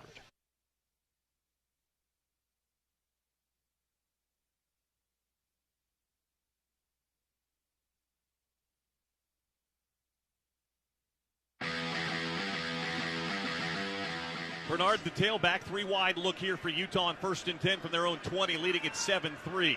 Cover the motion man across the formation, left to right. Now he'll come back right to left. Play action pass for Rising. They try to set up the screen, and then he just throws it at the feet of Brant Keithy. Number 80 was in the area of the pass. Second down. We haven't seen a lot of screens this year. They tried to set one up, but SC was ready for it. Yeah, and what happens is Keithy's blocking, and the guy doesn't go past him. He stays on him, and so the play was kind of dead there. But it looked like it was going to be a screen to Covey, but it didn't work. 2nd down and 10. Rising goes under center. Motion across the formation for the tight end. A turn and a give. Mekhi Bernard trying to bust to the outside. Gets through to the second level. Bernard still on his feet. Beyond the 25 and out to the 27-yard line. Good run that time by Mekhi Bernard, but a flag down behind the play, and this is going to be holding on Utah. Oh, maybe. Wait. This might be on USC. Holding. Number 49 of the defense. Oh, wow. This 10-yard penalty will be added to the end of the play, resulting in a first down. You don't see it often from a lineman on defense, but Tuli Tuipulotu grabs somebody, an offensive lineman, on the inside that time. That'll be an automatic first down. Yeah, and typically you see that on pass plays. But sometimes these defensive linemen, they try to hold when they're going to have a double team block, and it makes one guy not be able to do it. You do not see it very often. But when you do, it's a big deal. Yeah, Bailey and Howard to the right-hand side here. 2 tight ends in the ball game. Tavion Thomas the back of the ball game now. As Keithy goes in motion, Rising under center, a turn and a give. Tavion Thomas, not much there. Tavion running with both hands around the football. He's had fumbling issues, and he gets cut down right at the line of scrimmage for no gain. Yeah, and it's good to see him back in the game. I'm sure he spent the whole bye week with a football taped to his body. Probably slept with it at night, but good to see that he ran and didn't fumble. Raymond Scott made the tackle. Raylan Goforth not in the game yet. He has to sit out the entire first half. He got ejected for targeting in their last game. 2nd down and 10 for the 36-yard line. Handoff straight ahead. That's Mekhi Bernard. Not much there. He picks up 2 to the 39-yard line. And a flag comes in after the play. And this one's going to go against Utah, I think. I think it's going to be an unsportsmanlike after the play, Scott. It is. After the play, unsportsmanlike conduct. Number 55 of the offense, his first of the game. This is a 15-yard penalty. The down counts. It is 3rd down. Just kind of a dumb play by Nick Ford. He shoved the guy and knocked him backwards and almost knocked him over after the play. So now instead of 3rd down and short or 3rd down and manageable, you've got 3rd down and it's like about 20. Yeah, and it really is a dumb play. And you have a team like USC that's on the ropes. You can't give them any way back. 3rd down and 23. Utah. We'll see about a 4-man rush here from SC. Plenty of time for Rising. Going to step up away from the pressure and then go down. He'll be dropped for a sack and a loss of 2, and that was an awful offensive series that time around by Utah. They didn't have that same rhythm they had in that last offensive series, and USC gets them off the field. 27 for USC, now number 45. Yeah, and it's so important for Utah to have a positive play on 1st down. And that screen play that kind of just didn't go anywhere just kind of set the tone. They're just number 21 is also wearing 92. A young team that's just trying to find itself a little bit here offensively, and it's going to be kind of iffy up and down.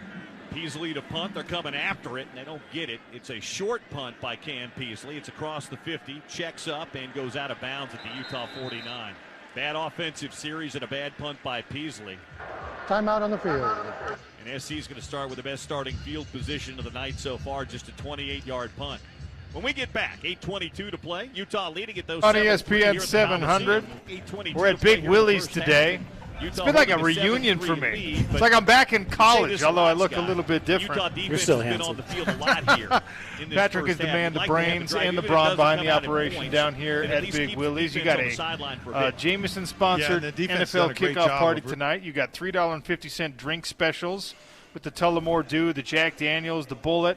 You got a lunch special that I still haven't put my order in. I'm running out of time to do it. And I just found out you have a pool hall in the back. Yeah, so if you don't want to watch football, we have the best pool hall in the state. Diamond tables, premium sticks, premium balls. If you fancy yourself as a pool player, I suggest you come down here and test some of these old dogs that hang out. I suggest you don't. You're gonna get you're gonna get hustled. Don't test out the old dogs. Just come down and play. Have some fun and check out the food. Check out the drinks. This is now you're a Utah bar now. You're gonna be watching the Utah football away games. A nice little spot to launch your day before you head up to the tailgate. Whatever. Yep. We got a comfy room in here. We upgraded a bunch of the TVs to 77-inch. The projector is 132, so there's plenty of viewing angles for all your sports needs. And this $3.50 drink special, you do that every day? That's not just because I'm here? No, it's every day. Every day it's $3.50, and it rotates the items on the list. It's awesome. For the whole day. Come down here to Big Willie's, 1700 South and Main. They'll take care of you. And tell Patrick that OC sent you in. He'll give you a little extra something. Yeah, give you a high five. Good enough. Thanks for having me. It's good to be here. All right, this NFL season does kick off tonight. You got Chiefs-Ravens, the Kansas City Chiefs looking to make an unprecedented 3 years in a row. If they can make it happen, and there's a compelling case. In fact, they have the highest odds, or the best odds, I should say, to win the Super Bowl in 2024. Well, I should say after the 2024 season, because technically it's the 2025 Super Bowl. James Peterson, can you give me a guess at who you think has the longest odds, the worst odds to win the Super Bowl this season? Worst odds. Chiefs are best odds. Chiefs are plus 500 right now to win the Super Bowl. What NFL team do you think has according to the bookmakers, the longest odds? They're farthest away from a Super Bowl championship. Carolina Panthers. Almost, James. Oh. You're so close. That's the second trivia I've given you, where you got the second place answer. I'm really good at guessing the second best answer. Well, if you ain't first, you're last, James. Yeah. The New England Patriots are plus 35,000 to win the Super Bowl. Plus 35,000. Yes. So if you put a $100 bet down for entertainment purposes only, the payout would be 35,000. Oh my gosh. Pretty awesome. So what's the Panthers' odds then? 25,000. 25. So there's 10,000 difference in the odds between 1 and 2. Amazing. They've decided that the distance between the Panthers and the Patriots, who are the bottom two teams, is roughly the same as the distance between the Chiefs and the Raiders in terms of their possibilities for winning a Super Bowl. Oh, my gosh. That just tells you how bad things have gotten in New England because the Panthers were by far the worst team in the NFL last year. And they didn't get much better talent-wise this year. The Denver Broncos are third worst, and they're tied with the New York Giants in that regard, both plus 20,000.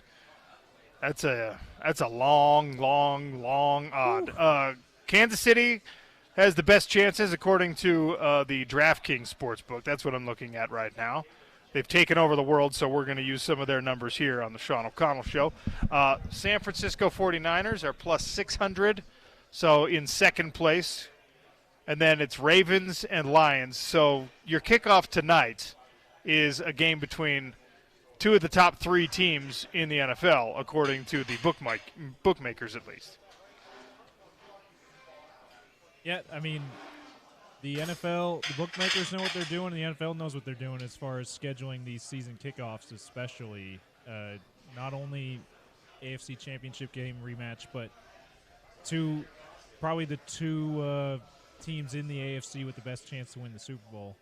Should be a lot of fun. I've been pulling for the Bills the last few years because they're fun to watch when everything's on, and because it's one of those tortured franchises that you're just like, can they just get one already?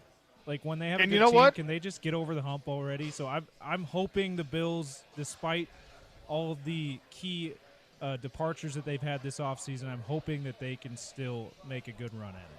Look, it's not outside the realm of possibility for the Bills. They're plus 1,600, tied with the Houston Texans. And look, if you asked me who's more likely to win a Super Bowl, I would have said the Buffalo Bills by far more likely than the Houston Texans. The odds makers think that those two teams belong on the same plane. It goes Kansas City, San Francisco, Baltimore, Detroit, and then Cincinnati and Philly to round out the top six, according to the odds makers.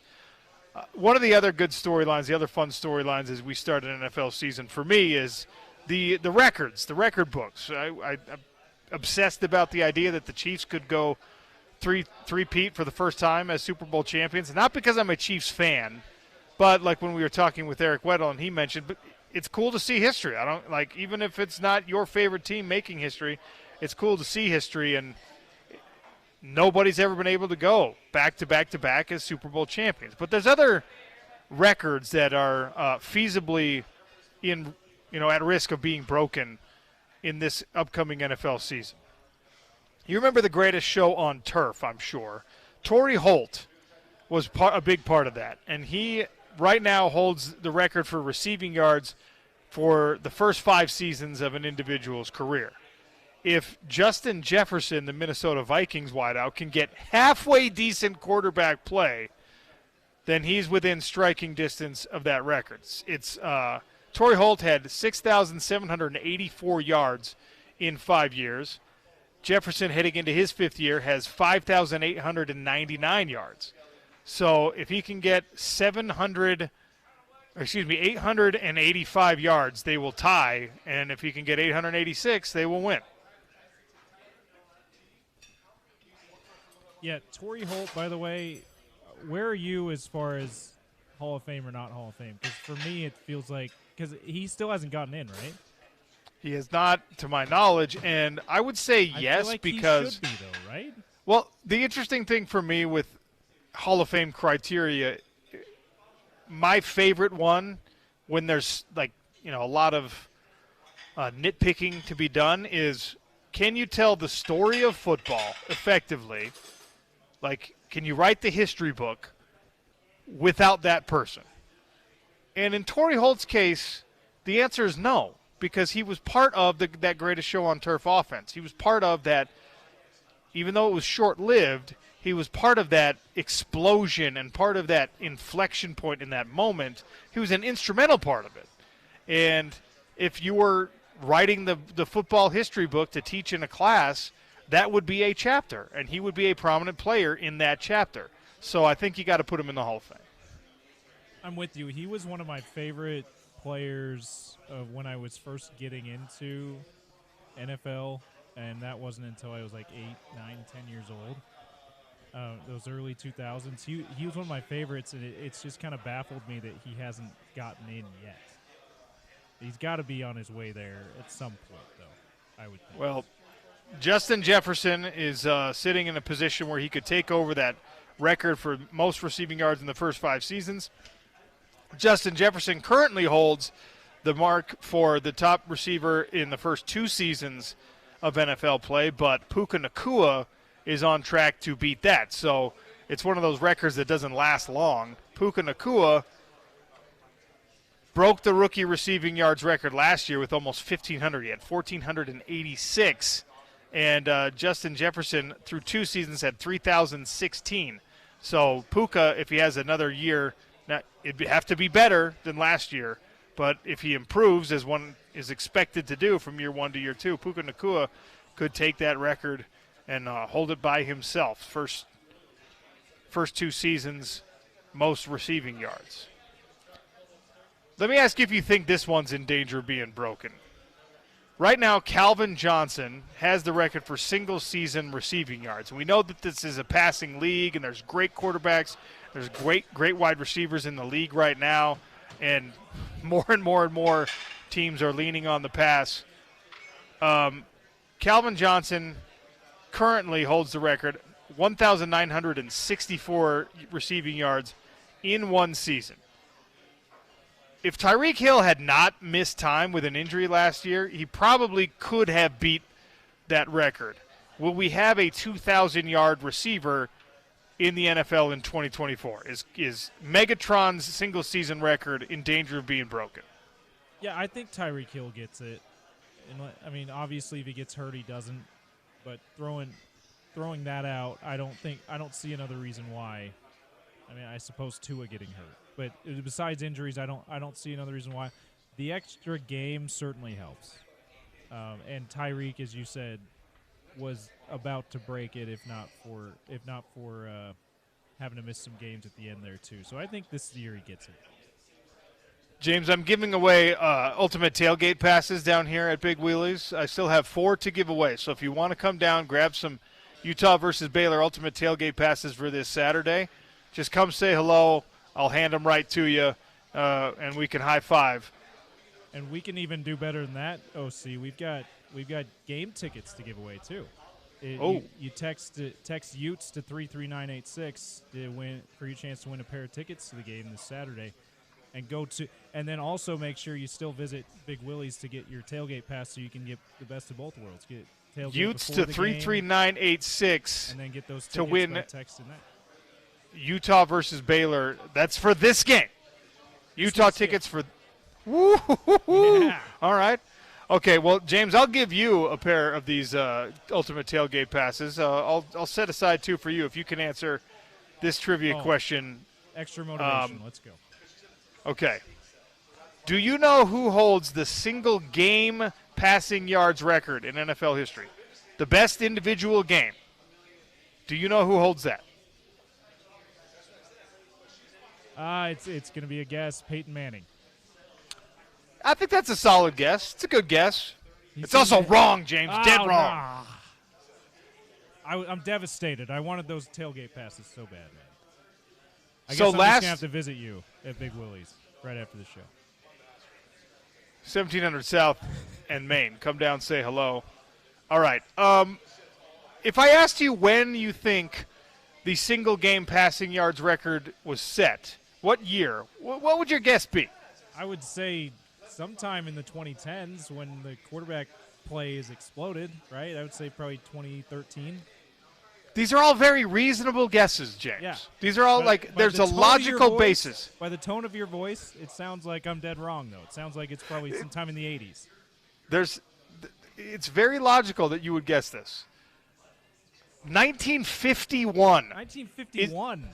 In 1951, Norm Van Brocklin of the L.A. Rams threw for 554 yards in a single NFL game. My next guess, Norm Van Brocklin, 1951. 1951. If you had given me a second guess, OC. That record was not challenged for 70 years when Joe Burrow came close and threw for 525 against the Baltimore Ravens in 2021. but he still came up short. No one has topped 554 since Norm Van Brocklin did it with the L.A. Rams in 1951. And the only reason he was able to do it is because people back then didn't know what the forward pass was. Yeah. They're just like, what's going on here? Is that a record that's in danger of being broken? I would think so with the way – I mean, that 550-plus yards is an insane number. But I would think with the way they pass the ball in today's game that they would eventually go down. So I don't know if it's happening this year, though. But it wouldn't surprise me if it goes down in the next couple of years. What about you? All right, and look, I think it – yes, the passing, because of the passing offenses and the passing game has advanced and developed so much, and now, by the way, Norm Van Brocklin in 1951, tight ends weren't even getting the ball passed to him, all right? Or like they would have 4 catches a year for 26 yards and 3 touchdowns because they were only used in the goal line scenarios. I mean, running backs were certainly not catching the ball. They were just handing it off to the running backs at that time. Every single roster in the NFL back then was carrying 2 fullbacks. I mean, everything is so different. So, yeah, I think that record goes down. I don't know if it happens this year, but I'm surprised that it's stood for so long. 1951. Bold prediction, I think it'll be Tua that takes it down. I could see that happening. I mean, Tua with Tyreek Hill at his disposal is really – he's within striking distance of a lot of single-game records, right? And this is one I think you're going to see, and we'll start by watching tonight as the NFL season kicks off with Chiefs and Ravens. I think this is a record you could see, the work being done even tonight. I think it's going to go down in 2024. So Michael Vick currently has the all-time quarterback rushing yards record after his time with Atlanta and Philadelphia. In his career, he rushed for 6,109 yards. And Lamar Jackson needs 852 more yards to take possession of first place in the quarterback rushing record book. Last year, he had 821 yards. So 852, he has to be very slightly better than he was in the rushing game last year. I think that's a record that falls in 2024, James. Okay. I could see it. Yeah, these are it's crazy how many of these records seem achievable this year, because some of these have been, like Norm Van Brocklin, not the least of which, have been held for a long time. But it's crazy just that we're to the point where these look like, these could be gettable this year. Do you know who holds the single season record for passing yards? That's Peyton Manning. That is Peyton Manning. 5,500 plus in 2013. You went too far. You got Peyton Manning, that was right, but 54-77. Oh, 54. Okay, I thought it was, my bad. Almost 5,500. Yeah, almost 5,500, and obviously with the offenses being what they are now, we could see that one falling. So those are just things as we start the NFL season tonight, some records that maybe you could see broken. Take that Norm Van Brocklin to the water cooler at work, by the way. Oh, yeah. Trivia question. No one's getting Norm Van Brocklin 1951. I can promise you that. GOAT conversation. Tom Brady, Patrick Mahomes, or Norm Van Brocklin. It's a tough one. Honestly, this is what you can do because you're listening to the Sean O'Connell Show, okay? You stump your coworkers. You go to the water cooler. You go to the break room, all right? You're hanging out in the parking lot after work having a chat, and you just say, hey, who can tell me who holds the single-game NFL passing record? And they're going to give you the same kind of guesses that we all would give. Maybe it was Peyton Manning. No, it wasn't. All right, maybe it was Joe Burrow. No, it wasn't. Maybe it was Tom Brady. Nope, sorry. Got to go further back. And if you tell people to go further back, they'll be like, maybe it was like Warren Moon. No. John Elway? No. It was Norm Van freaking Brocklin. All right? Stump your coworkers with that one. I'm going to give away some tickets to Dan and Shay, some FightCon tickets, and a Farmer and Chemist gift card with a trivia question for you next. If you've been listening to the show the whole day, or even for like an hour-ish, then this is going to be an easy one for you to get. Giving away some tickets next as we wrap things up on the Sean O'Connell Show. We're down at Big Willie's. They're having an NFL kickoff party tonight sponsored by Jameson, drink specials, food specials, and more importantly, 77-inch TVs, projector screens, pool in the back, and a great time for you to kick off the NFL season. It's your home of the Utes, ESPN 700.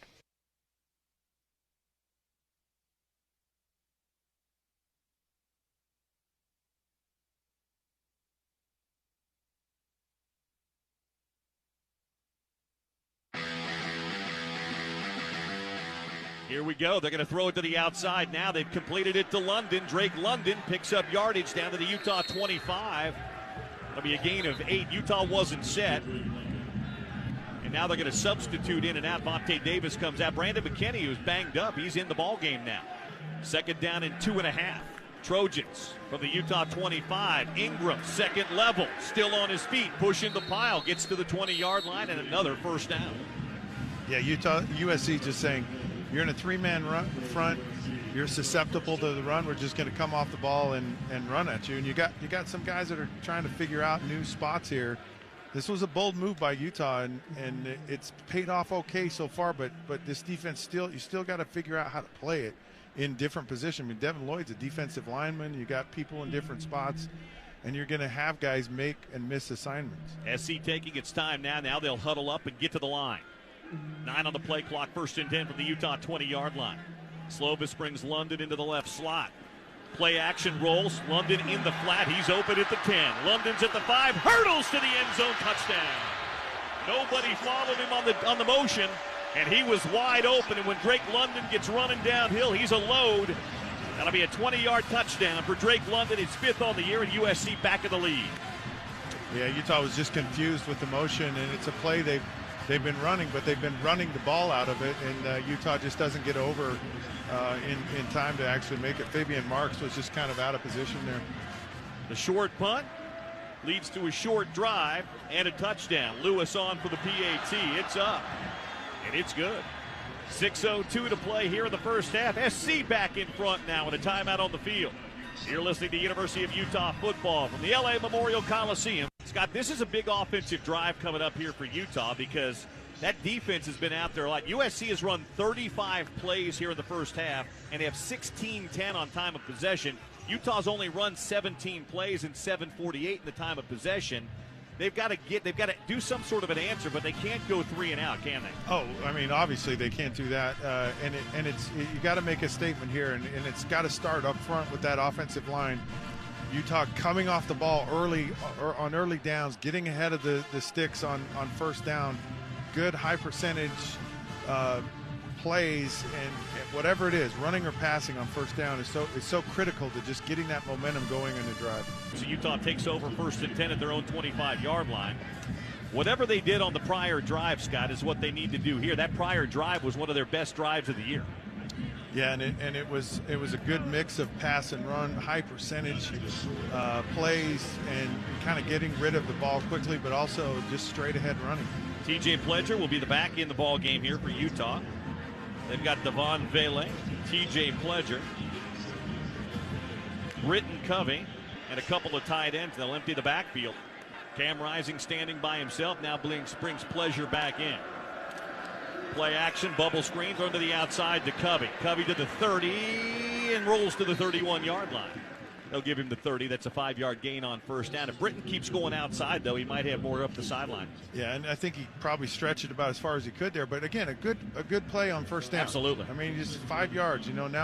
Now get a second, and if you get half of it, it's okay. But if you get another 5, you get another 3 downs. Money Park splits wide to the right-hand side. I've got some tickets to give away. FightCon tickets Second down and for October 5th. As Cam Rising changes the play. A gift card to Farmer and Chemist down in Midvale for all of your CBD needs. And Dan and Shay, 2 tickets to Dan and Shay, September 20th at Utah First Credit Amphitheater.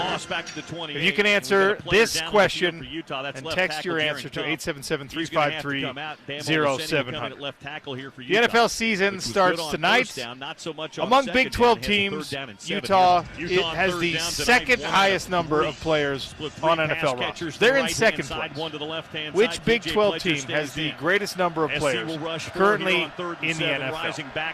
Utes are number 2. Who is number 1 in the Big 12? with 40, NFL players and down to the from USC that school. 30-yard line. Dan and Shay tickets, The SoCal $50 gift card to UCLA Farmer and Chemist, transfer. and Fight Con Theo tickets for Howard. October 5th as Moves up well. 42 yards in the first half, and that's the 877-353-0700 if you know the I don't know answer. that I'll sleep tonight. I'm so excited to see a play. Wrapping like things that. up here on the Sean O'Connell Show here at Big USC. Willie's. First Place is timeout of the awesome, half, and it's USC. even more awesome We'll because take that timeout my good with friend him. Patrick is now in charge of Big Willie's. Sitting down with me one more time. A huge NFL kickoff party happening tonight, right? Yep, we have all Jameson specials in the menu tonight. Really good price point. Plus, Jameson's giving away a bunch of swag, guys. Really, really top-notch prizes. So come down, check it out, get a raffle. It's free. We're going to watch the NFL. We're going to have a good time. It's a good vibe. Sidelines are on point. The TVs. And great food. You really got everything dialed in here. The creamy bacon potato soup, that sounds pretty awesome. The blackened sirloin, cheesy mashed potatoes. I'm out on green beans, but I'd sub it for something else. And tuna melt, all on special tonight. Yeah. We got those specials. Our wings are delicious. We have buffalo chicken rollers. If you don't like the bone-in chicken stuff, our kitchen and food is pretty awesome. The atmosphere is great. The food's going to be great. The drink specials, every single day they've got a $3.50 drink special. Today, that's Tullamore Dew, Jack Daniels, Bullet Rye. As Patrick said, the Jameson specials and the giveaways happening tonight. And multiple TVs with Chiefs and Ravens as the NFL season kicks off on a Thursday night. We made it, everyone. We made it through the wait for high school football to return, and we made it for the wait for college football to return, and now we have made it through the wait for the NFL to come back. Chiefs, Ravens, two of the top three teams in the NFL squaring off tonight. You should be watching right here at Big Willie's, 1700 South and Main. Tell Patrick that it was me, Sean O'Connell, who sent you in. Thanks for having me here, bud. We appreciate it, man. It's nice seeing you. It's really great to see you. I'm excited to see you more often. Yeah, we'll be coming down. Yeah. All right, stay tuned for The Drive with Spence Checketts. He'll be talking about the NFL season, probably a little jazz, maybe some Utes as well. The Sean O'Connell Show, we're finished. It's your home of the Utes, ESPN 700.